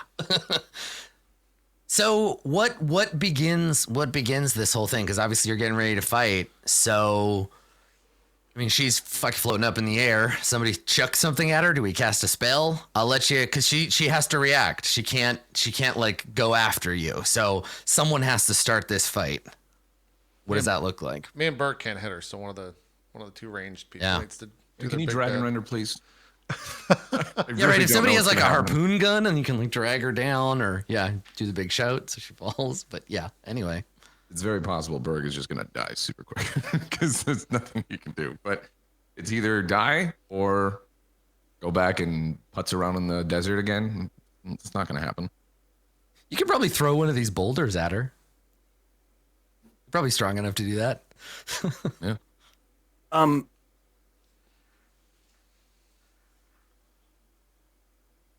Quick question. Uh-huh. The new spell that I got, how big is it? How tall is it? Oh, are we talking about the thing Yeah. that I made the thing for? Yeah. What is huge? Huge is 2x2, I think. I think that's right. Yeah. Like 20 feet. I think she's gargantuan or something like that. She's 15 feet tall, but yes, a 20-foot tall thing could hit her until she went higher than it. But yes. Well, I'm wondering if like a grab and drag thing. Yes. Yeah. It would have one chance, basically. Okay. So it's Huge is 3x3. Okay. Large is 2x2. That's right. Okay. So it's the same size. Your thing is the same size as she is. Okay. Then I will look at Ramus, and I'll just say, I hope that you find me worthy of the soul that we are about to receive today. And then I start like reaching down inside of myself and bringing forth like all like I'm motivated by the card that I saw. The Queen from Darkness was the card the tarot card that I received. So I'm trying to gather up all of the shadows around me and make them into like steal all the shadows from all the rocks and the gates and It'd be everything. weird because everything around here would suddenly like you're grabbing Maharib and Berg and like their shadow and like pulling it away from them. So like everybody is suddenly being like weirdly lit and can't see their own shadows. All the shadows of the boulders, the shadow of the wall, it all congeals into a swirling mass. Where do you want it? If it's 3x3, it'll take up this entire space in front of you. Well, what I'm saying is like, it would be like if she's floating, I would make it underneath her, so the thing could grab. You can't. It's too. She's 20 feet off the ground, and if it's under, I guess there's 5 feet. But there'd be 5 feet between the top of it and the thing above, so he'd have to jump up and grab her. Yeah, that makes sense. Okay. That's what I'd want it to do. I'd want it to bring it down to our level, so that my compatriots could just whack at it. You know what I'm saying? Okay. All right. So, summon up all of the shadows that I possibly can and create something that I've never created before. And what it looks like, the only thing I'm thinking of is the Queen from the Darkness. It looks like a writhing mass of like giant mass of shadows with like a crown on it, with like a queen's crown on top of it. And cool. Yeah, and just it looks like it's got like royal regalia, like huge robes and like what look like rings and you know, all like jewelry and shit like that, but it's all in shadow, so it's hard to see. I just see a giant shadowy queen with sharp edges and that kind of shit. Cool. Yeah.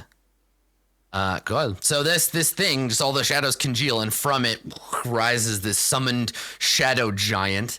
How long does it last? What is the? Yeah, there you go. So an unoccupied space, you can see its concentration up to an hour. We already updated all of the things. So its cast time is 1 minute. So does that mean we're standing there for a minute for? Oh, it is cast time 1 minute for 10 rounds, which is fine. It said that it's waiting for us to make the. Oh, it's waiting for us to react. Yeah. Mm-hmm. So does that? Yeah. So work? Maybe I think it's fine. I think it's fine to have it so that like while everyone else is talking, you were already doing that, right? You're already like moving your hands and casting the spell, so that I think that's reasonable. Like once Berg lit the hammer, like you started performing the ritual. Great. Okay. Yeah, and then the last thing I say was what I said to Ramus. Like, I hope to be worthy of the soul. And then it just bursts forth. Yeah. Swirling Queen of Darkness. Yep. Okay. And then do you command it to attack? I command it to grab the angel and bring attack. it down. Yeah. Yes. Yeah. Oh yes, of course. Yes, Okay. yes. So then when you do that, when you transmit hostile, because she's been reading everyone's minds this whole time. So as soon as you transmit hostile intent, she just nods slightly as if like, I see the challenge very well. She nods and brings out her weapon, and the two of them clash, and we roll initiative for everything. So I'll roll for the Shadow Titan. You go. It's gonna say Stone Giant. It's gonna say Stone Giant on the thing because that's what it is. But I'm just curious, how many times have you guys tried to click your token in the preview in the call thing? Never. Oh, in VMix, yeah, clicking your token like you think that you're looking at Roll20. Mm-hmm. Yeah, it happens. I don't see that screen. So. Yeah. Okay. All right, and then I need to roll for her. There we go. Our Guardian at the Gates, and then. There we go. For her ghosts. I just rolled dexterity because that's initiative plus dexterity, right? Yes, unless you have any other. Unless you have other modifiers for it. Yeah, no, it's just +2. Okay. All right. Well, it's going to be Ramus. Ramus, then Maharib. Oh, I haven't then Our Lady of Gate Guardians, then Berg, then the Shadow Giant, and then the little. Sorry, that was I haven't rolled mine on yet. There we go. Okay, so you or Ramus can go first. I'll let you go first since you're doing the. Or does your Titan have its own turn? Yeah, does my Titan have its own turn? Yes. Yeah, it acts on 4. It got a 4. Oh, you already rolled. That's why I was rolling the dexterity thing. Oh no, I rolled for it. Yeah, as soon as it was the first. It was the first roll that got made. Yeah, it's on the bar. You can see it there. Okay. Coolio. All right. So I will act. Did you say I will act first, Ramus? Yeah, you can go first. Okay. Then I'm just going to summon the Hound of Ill-Omen with my pointage. Okay. Which is a bonus action. Mm-hmm. And that costs me, I should add 3. Yeah, 3. It doesn't matter how long. Summoning, and they're not one concentration effect and one not. Okay. So yeah, the Hound of Ill-Omen is not concentration. So the Summon Giant, it doesn't matter how many turns because it's an hour. So never mind. I just want to have it up there in case you get hit. Okay, and then you're summoning your Hound of Ill-Omen, and she's the target. Yep. Where are you summoning it? I will summon it like to the flank, the back, not the flank, the rear. Yeah. Okay. All right. So it can't attack her right now, right? Does it have its own initiative when it gets summoned? Yes. Roll for it. All right, you got a 9. Okay. There you go. Okay, and then I will, since this requires no concentration, thank goodness, I will cast Mirror Image on myself and create 4 of me. Just, I believe, right? Hound of Ill-Omen's a bonus action? Yes. 3 illusory duplicates of yourself appear in your space. Okay, and then it's just depending on how you're targeted. Can you put the spell into chat so I can see it? Oh yeah, sorry. Yep. I mean, I could look it up, but yep, right there.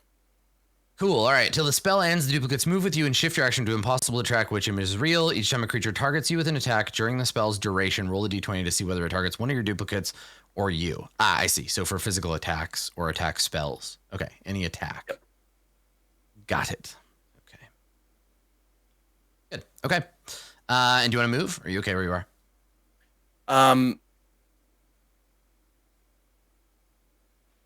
Yeah, I think I'm okay. I want to be near my compatriots. And this lasts for 1 minute, which is 10 rounds. Yep. All right. -1. Jesus Christ, complicated turn. Okay. All right. So there. This starts at 10. Okay. Ramus, it is your turn. What are you going to do? I am going to cast Firestorm up in the air to hit every single one of the things flying in the air. What is the range of Firestorm? It's 150 feet, and it can so easily within range. 10-foot cubes of fire. So I would range them contiguous. Yeah, like they all have to touch at some point. But yeah, let me get a cube of fire here, and we can do this. We can play this little game. Okay, so it's like Minecraft, but for horrific fire. Yeah. Let's see. Do I have a square fire? They're probably all going to be around. Hey.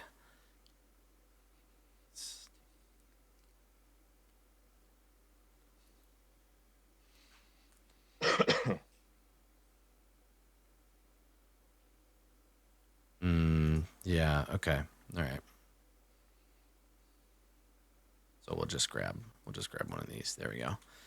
Okay. All right. So they're 10 by 10. So they're 4. Yeah. Like that.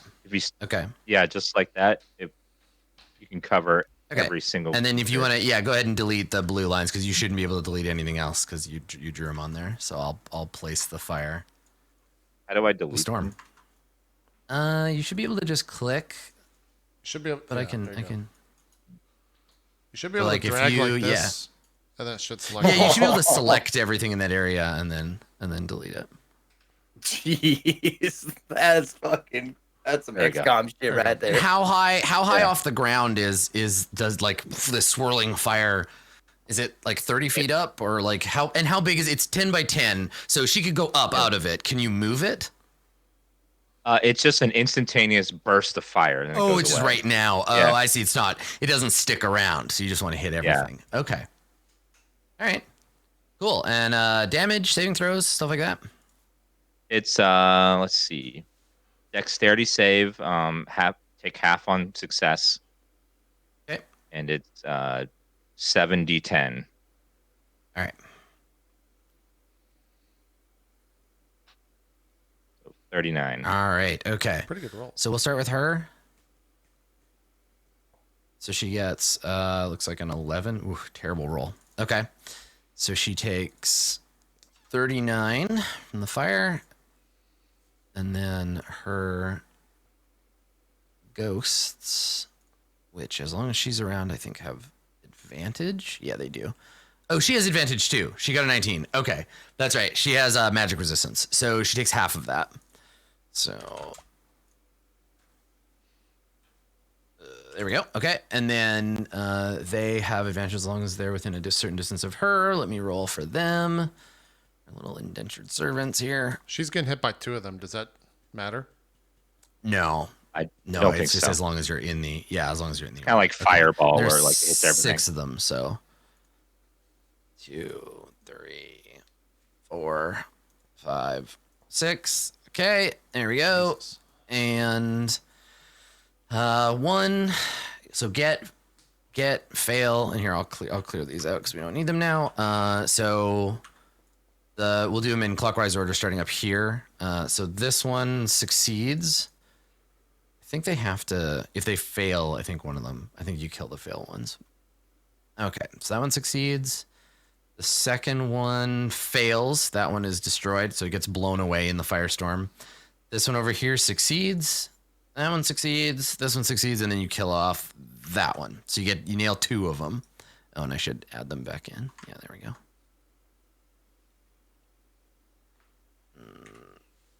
I forget what they had for initiative, but I'll go look. Okay, all right. So you injure her and then take out 2 of them. Yeah, 2 out of the 4. With fire. Yeah. They were at the bottom. Okay. Terrible initiative rolls.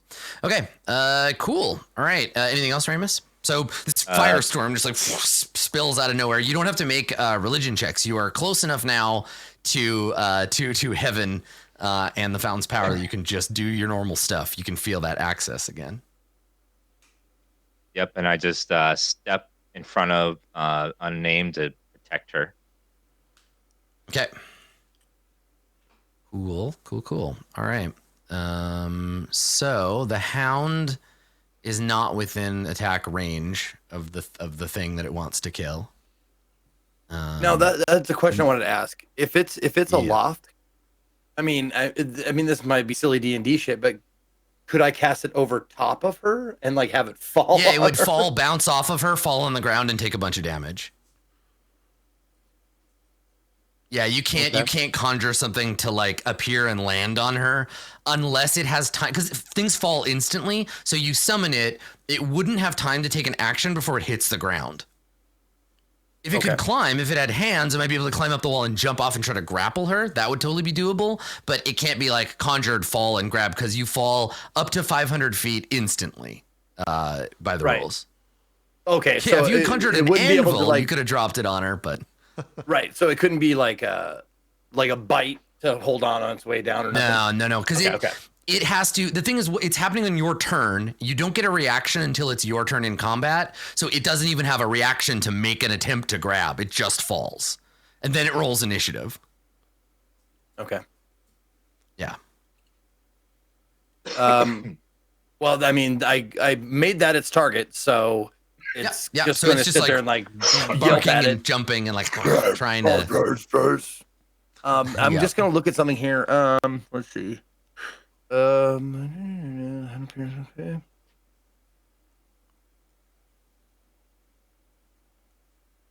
Additionally, while the hound is within 5 feet of the target. Okay. Which it is, yeah. No. Oh, yeah. It has to be within 5 feet to give it disadvantage on It is a ground hound. Yep. Okay. Well, hopefully the fucking giant can drag it down. So that's all. All right. Maharib. The giant hasn't dragged it down, right? It hasn't had a chance to act. No, it got a 4. Can I tell without using it as my action if this creature that was summoned in front of us is corporeal, or if I can stand on it or jump off of it? Oh, the Shadow Titan. Yes, it's a corporeal entity. So I could run my way up it and hopefully like jump towards the angel's body, potentially. Yeah. What does that look Depending like on what mechanically? So you don't have a climb. So here's the thing. You don't have a climb speed. So it would take 30 feet to climb up its back 15 feet, right? Because it's double. It's an ally. So I assume it's not going to try to like fight you, but it can't help either because that's its turn. So it would take 10, 20, 30 feet to get up onto its shoulder because it's like 15 feet tall, basically. Right. So it would take you that. 30 feet of movement would get you up onto its shoulder. And then if you want to just jump forward and attack in midair and then fall, you could do that. You would take falling damage like 46. You'd only take like a, what is it? It's 1d6 for every 10 feet. Yeah. So you take 2d6 damage in the fall, and then you'd land on the ground. But it would take 2 turns. You'd end up to get in up like there. a square over here. Right. No, one to get up. And then the next turn, you'd have to move and attack because the jump is a move. Yeah. Right.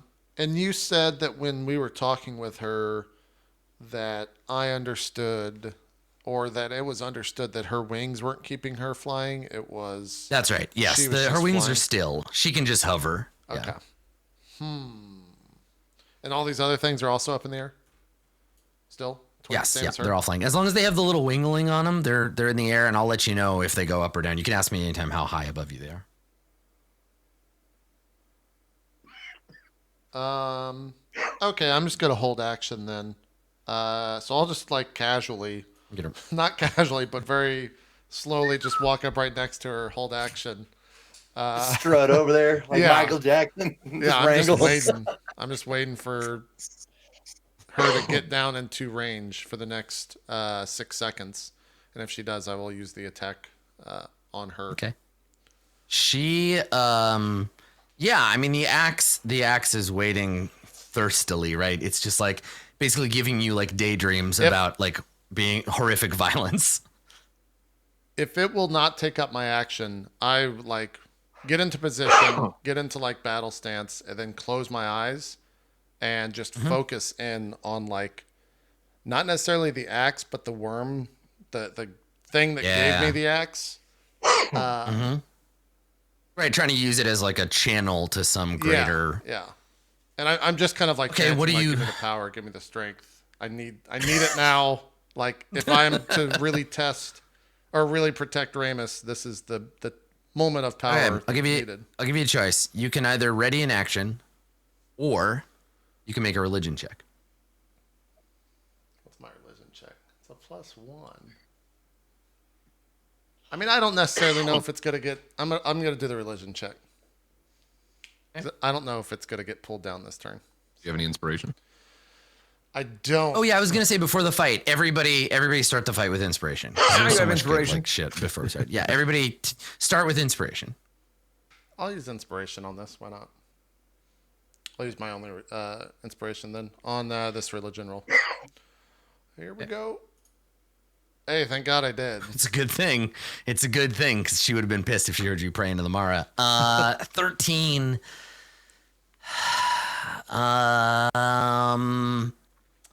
Okay, so the axe is like actively like you reach out to the channel and the axe is judging you and you are not yet worthy for what kinds of blessings you expect.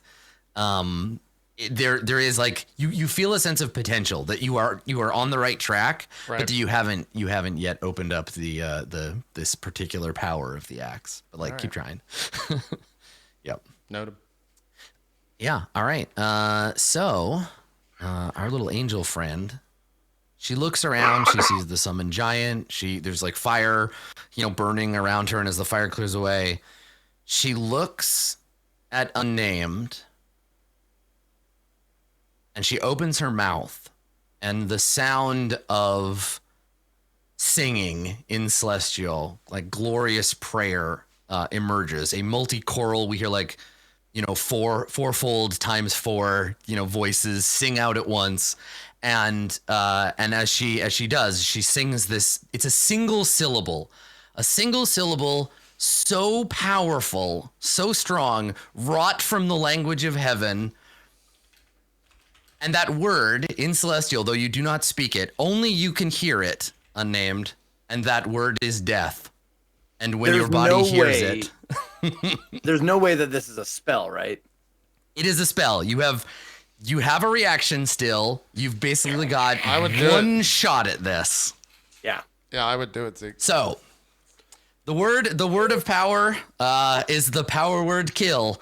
You have one shot to counterspell this. If you fail, you die. If you succeed, you do not die. What level is the spell? We don't get 9. Oh. Okay. Okay. So it's a DC 19 roll. Yep. All right. Yep. DC 19. Does mirror image factor into this at all? No. It does not. This is not an attack. It's not targeted? Okay. It's not an attack. Okay. Let's see. Yep, DC equals 10 plus a spell's level, and that's it. There's no bonuses. Okay. Yeah, so it's you're rolling your spellcasting ability, so it is a charisma roll. Yep.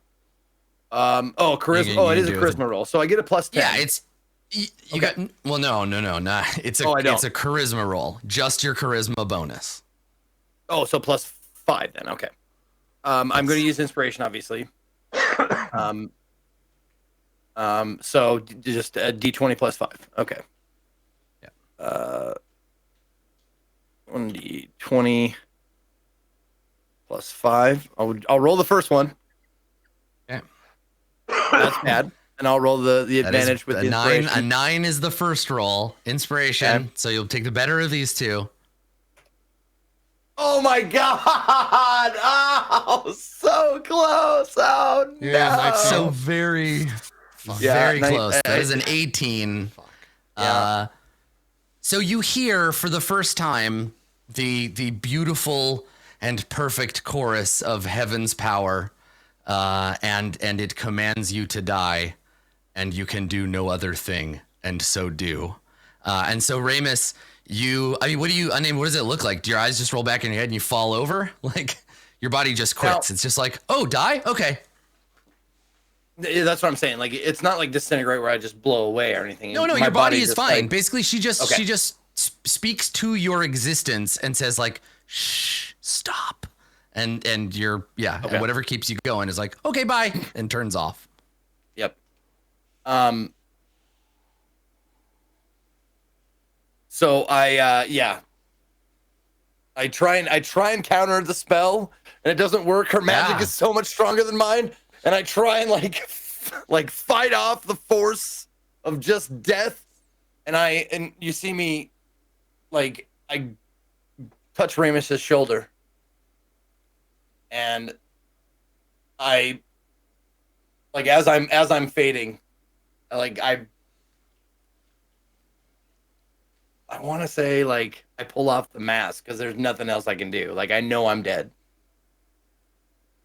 But just in case I get back up, I probably shouldn't do that. So I touch Ramus, like, on the shoulder, and like I just like go to touch his face, but then I just fall down. And obviously it's slow motion, right? Like you collapse, drop whatever you're holding. Your cloak kind of writhes around your body, and then you hit the dirt. Yep.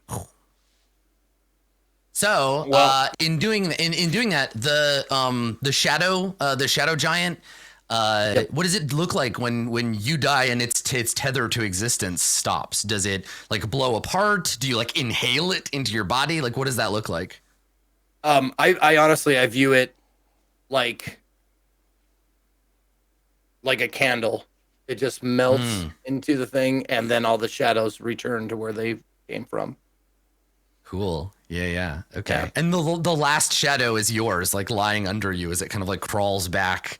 The hound lets out one last frustrated howl of anger, and vanishes. And then she just closes her mouth. I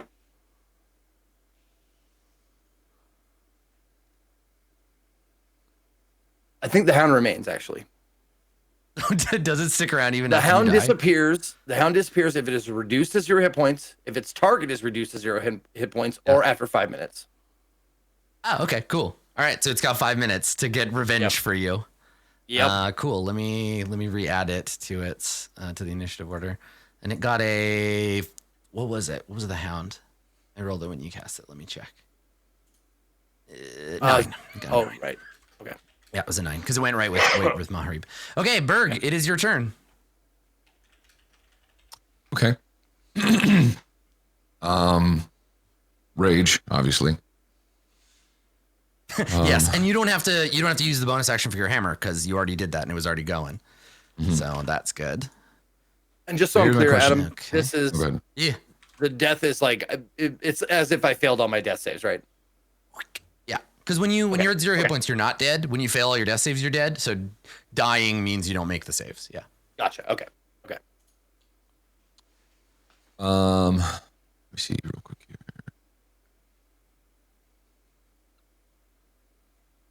Would it be physically possible for me to just jump up there and smack at the? It depends on what your vertical.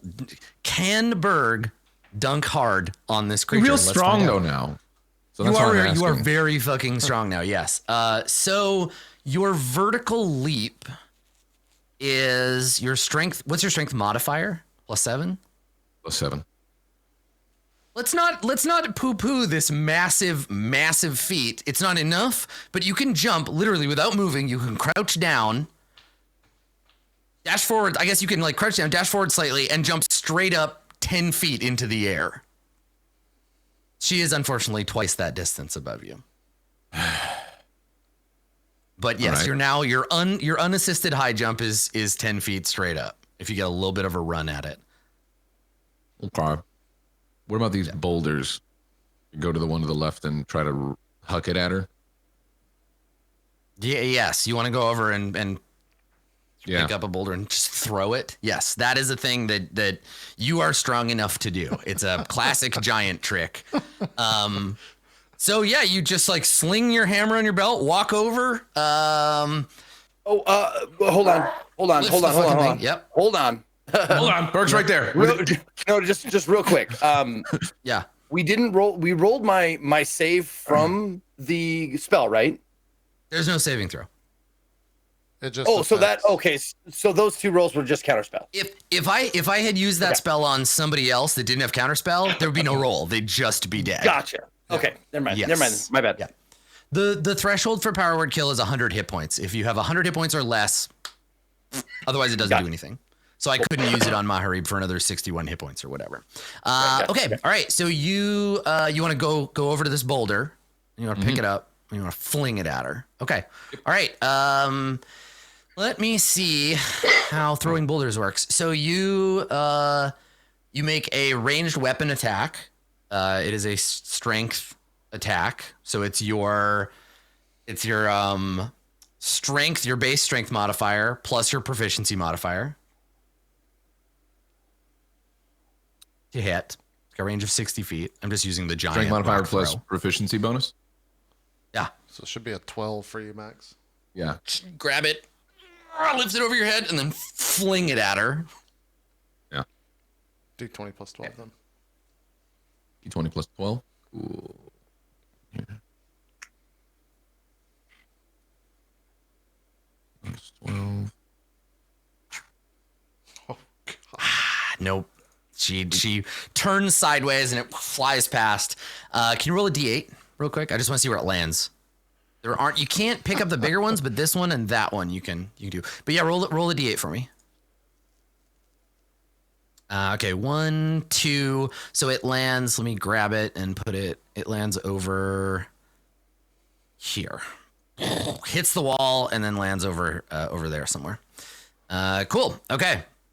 All right. So you throw it at her. She just turns slightly, flies by, slams the wall, and then smashes onto the ground. Cool. Okay. You get a definite what the fuck from Maharib, by the way, Berg. Like he sees you just pick up this giant boulder and he's like, what the fuck?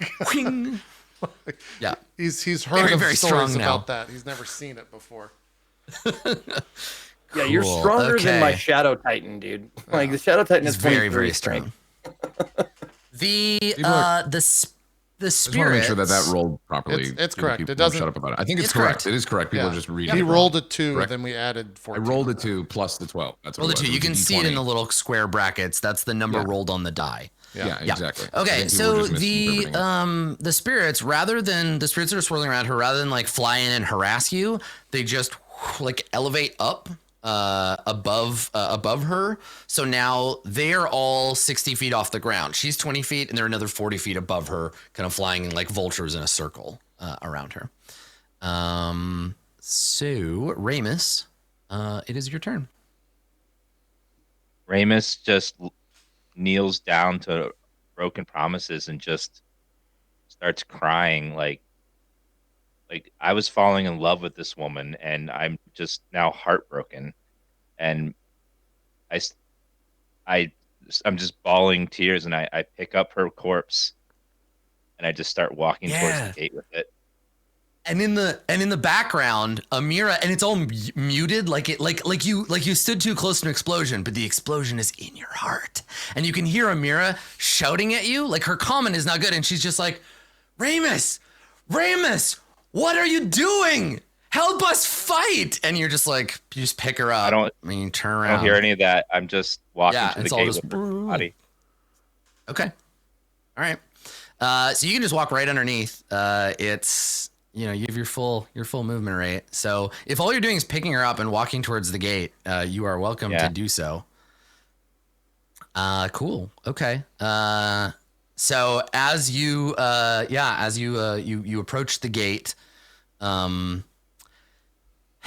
don't think it starts to open yet. But yeah, the god doesn't like look at you. She doesn't acknowledge you. I think the Hound of Ill Omen looks over, because it's like a shadow dog, right? It looks over and it looks up at you, and it lets out a low whine when it sees unnamed, right? Like it knows that it only has moments yet to live, and all it wants to do is carry out her last command. And so it watches you as you walk up. So you can end up kind of like over here by the wall. Cool. All right. Maharib, you see this. You see Ramus just walk past towards the door. And Amira's screaming at him, right? Yeah, and Amira's like, Ramus, what are you doing? Like she killed, like she doesn't like she's just shouting in what like broken common she knows. I'm gonna continue praying. I don't see any other, like I can't hit it, so Yeah. yeah. Okay. Yeah, make another religion check. Trying. How far up in the air is she now? Still the same, like 20 feet? 20 feet. Yep. Okay. Yeah, I'll just make the religion check. This is without advantage. 12. Okay. So same. What did I roll last time? Same. You're just like clutching the axe, I rolled praying 13. blasphemously. Yeah. Okay. All right. The hound continues to whine, frustrated, and as you probably from your perspective, Maharib, you look up, and she has turned her attention on Amira, so she just turns her head towards Amira, and let's see, what is she gonna do to Amira? That is the question. Was Amira in the turn order, by the way? Or no, 'cause she didn't get directed? She was, but she got bumped out, and I think we missed her last turn. So I'll put her in, and we'll have her just go. We'll have her go after Berg. Okay. So yeah, so she turns towards her, and let me see. I think she'll just attack with her scythe. So she moves forward and holds her hand out, and the scythe like flies from her hand, like flies out towards her. And let's see if she hits. She's still up in the air, yeah? Like not in range of me? Yeah. Her scythe is like flying around. Okay. She gets a 28, which is definitely enough to hit. And ignore some of that because it wasn't a crit. Yeah. She takes 12 slashing and another 32 necrotic. So 44. Yeah. So she screams in pain as this like ghost scythe, like slashes through her. And it doesn't like, there's no blood. It's not physically like chopping into her. I mean, it is a little bit, there's a little bit of slashing damage, but the majority of it is like just the scythe like dissolving her. And so she screams and she looks over at you, Maharib, like, oh God, help me. And then the scythe swings again. And hits again for another 28. All right, Berg, is your turn. It's like a fucking Avengers movie right now. Yeah, I mean, she's kind of got some Thanos energy. Part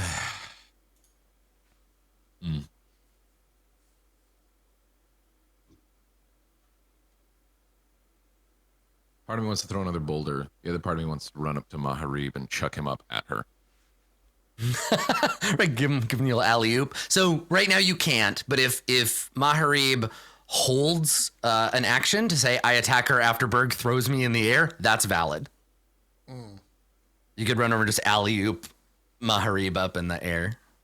I will say this. I'll say this just so we have like rules transparency. Throwing a boulder at her, if you hit her, she has to make a strength save or fall prone. So if you hit her with a boulder, she might fall down onto the ground. Boulder it is. You're like, oh, I'm going to get another boulder. So the closest one that you could reasonably throw is over here. That's this guy. And you can But you're fast, so you can, you can get over there. I can get there and throw it. Okay. Cool. I will do that. I'll skip, jump, run over to yonder. Okay. And huck that boulder. Same roll, right? All right, so you run over, you reach down, dig your fingers into the boulder, yank it out of the ground, and fling it at her as hard as you can. Roll the attack. 1d20 plus 12. Yeah, d20 plus 12. Yeah. 22. 22 is a hit. You strike her with the boulder. So a thrown boulder, and again, I'm just going straight up with like what a giant does, is 4d10 plus your strength bonus. Plus 7. Yeah, 4d10 plus 7. And if you're going by, because that was the Titan's other thing, like a way to get her down was it must succeed on a DC 17 strength saving throw or be knocked prone. Yeah, the DC will be different for Berg because Berg is a differently strong, but he's also stronger than the giant, so it'll actually be a So higher 4d10 DC. plus 7? Yep. Yeah. Or it might be. I'll recalculate it. Fucking ones. He had a 9 though. 23 damage. Okay. All right. So you smash her with this boulder. Roll a d8. I want to see where the boulder lands.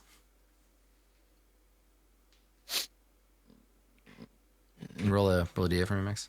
There we go. 4. So 1, 2, 3, 4. All right. So it bounces off of her. You really hit her in the face with it, and it lands right in front of you, which is good. Perfect. The boulder's now here.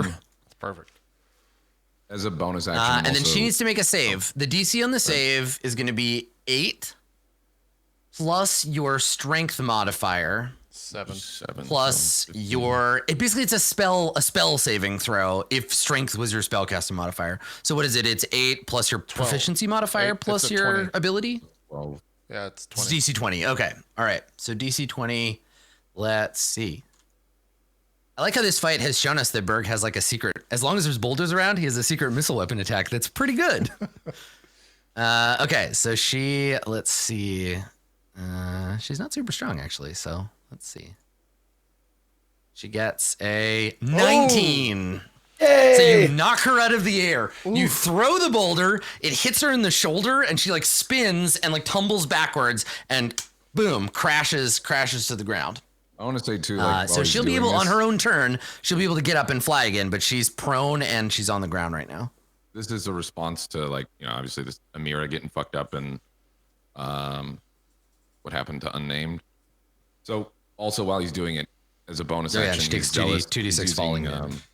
He's using Zealous Presence and just straight up just screaming, just Yeah. Just like. Again, and it's even more ridiculous than your usual like screaming and smashing because you're just picking up chunks of rock and bludgeoning her with it. Yeah. Yeah. So yeah, the rock goes flying, hits her, knocks her down, and then and she kind of like she doesn't blink, remember her face is very inexpressive, and so she just kind of like stares up at the sky for a second and then turns and starts getting up, but it's not her turn yet. So Amira, she learned it from you, Mahari. Despite being very badly hurt, she just runs over screaming and just starts wailing on her. Like, right. And she has advantage because she's down, right? Oh yeah, we're gonna get advantage on all of our rolls here, Max, because she's down. As long as she's prone. So she runs over. She gets 3. She gets 3 attacks. So here's the first one, which is, let me see, is not that a hit? Crit. She has advantage. It's a hit. Yeah, not a crit, just a regular 20. It is a hit. I'm gonna do these in a row. Second attack, also a hit. Third attack is also a hit. So she hits 3 times. So she just runs over, and Bahath just like starts clean and then just comes out bloody as she just starts chopping into this thing. And I think that when she's physically hurt, her blood is like a luminous fluid. So whatever it gets on like glows. She's like, her blood is like the inside of a glow stick, basically. So let's do some damage. 1, 2, 3. Okay, 34, 5, 36 damage. Okay, all right. So Amira runs over screaming and just starts chopping at her. The spirits. Do they do anything yet? They have like a thing, and I don't think they're gonna do it just now. Let me double check real quick. Okay. Here we go. No, it doesn't do anything yet. Okay. All right. Ramus, do you wait for the gate to open? Seeing that she just hit the ground behind me, I put Broken down, and just this look of rage is in my face. And I walk over to her, and I do a melee spell attack on her. I'm gonna hit her with Contagion. I'm putting all my anger and just disgust and fury into this roll against her. plus. You also have advantage on rolls. Roll 20. Is that enough to hit? Yes. Yeah.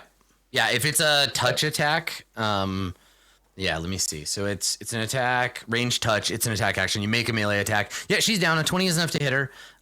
What do you choose the disease or is it random? I get to choose the disease. Yep. It's I'm gonna pick Slimy Doom. So okay. She begins to bleed uncontrollably. She has disadvantage on Constitution checks, and every time she takes damage, she's stunned until the end of her next turn. Okay. You see Berg and Mahri fucking start high-fiving. We're Ooh, yeah. All right. So she, immediately, like, her eyes begin to, like, weep tears of this glowing blood. She opens and closes her mouth kind of soundlessly. And like, you can see her experiencing this thing happening, and it's not good. So she'll get a chance at the end of her next turn to make a Constitution saving throw. If she succeeds 3 of them, then she recovers. If she fails 3 of them, then the disease lasts for what, a week, 7 days? Yeah, 7 days. So it'll last at least 3 turns. Okay, all right. Maharib, it is your turn. Okay. I think I had kept my eyes open, or rather closed the entire time. The second that I felt, or rather probably heard, the god fall in front of me, it was one of those like burst into action type moves. So I'll drop my shield and wield the axe with 2 hands for I think the first time in the entire campaign that I've ever dropped a shield. Just throw the shield aside. Yeah, I'm just unleashing everything. So action surge will be going off, but we'll do our 3 attacks up front. Okay. And I will keep in mind with Sentinel, whenever a creature is hit with the opportunity attack, its speed drops to 0 for the rest of the turn. This stops any movement they may have been taking. So yes. Yeah. Which now, how does that include standing up? No, that's a movement. No, you don't get attack of opportunity when you stand. No. Okay. All right. Gotcha. No, it's only moving away, like out of the threatened area. Gotcha. All right. Here are the 3 attacks then. First attack, 18. Yes. Yeah, 18 is a hit, but just barely. Okay. I will also use the. You want a wounder? The wounder. Yeah. Yeah. Okay. She takes 14 damage, and then I need to roll a d4. Okay. Or do you roll d4? That's next turn. Yeah, okay. It's at the beginning of her turn. Gotcha. Second attack, 19. It's a hit for 8. Well, that's a really bad. Another 8. Okay. 1. Third attack, crit. Nice. Oh wow! I rolled a second d10. These are terrible rolls. I've rolled a 1, a 2, and now a 3. Rolls. So that's 12. And then action surge, 3 more attacks. 20 for 13 damage. Yep. Crit for 19 damage. Fuck yes. Another hit for 8 damage. Another 1. I rolled 3 ones there. Yeah, bad rolls, but you're hacking away at her. And I think so. When Maharib fights, are you like silent, or are you shouting, or is it just like grunts of exertion?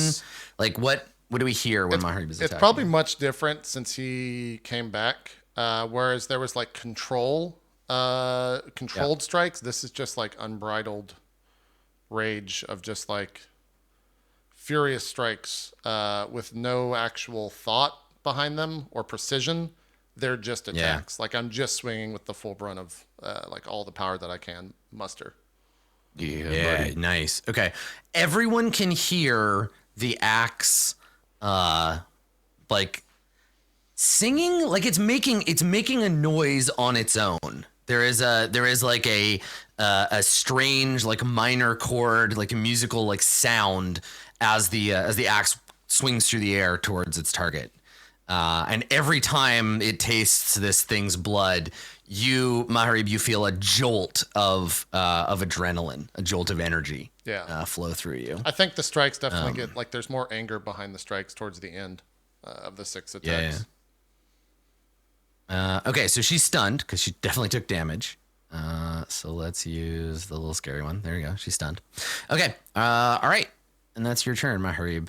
Guess who gets to go? It's the Hound of Ill-Omen. So now that she's down, the Hound turns and stops whining and starts snarling and throws itself on her, like bites her arm and just starts shaking its jaws back and forth. Zeke, if you have access to the character sheet, you are welcome to roll for the Hound of Ill-Omen if you'd like. I rolled. Got a 20, not a natural 20. Not a nat 20, No. Yep, so it hits. And she's already prone, so 20, it doesn't. And there's 10 piercing. Yep.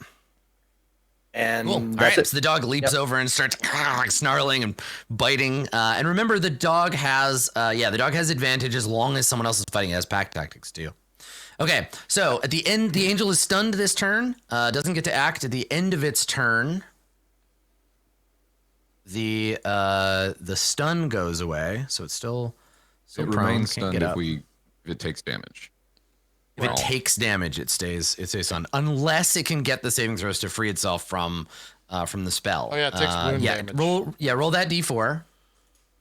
Now it has disadvantage on Constitution saving throws, Constitution checks and saving throws, which means she has disadvantage on the roll to recover, but has advantage against magic, which this is. So okay, let me see if she recovers after. Yeah, I'll see if she recovers from the wound first.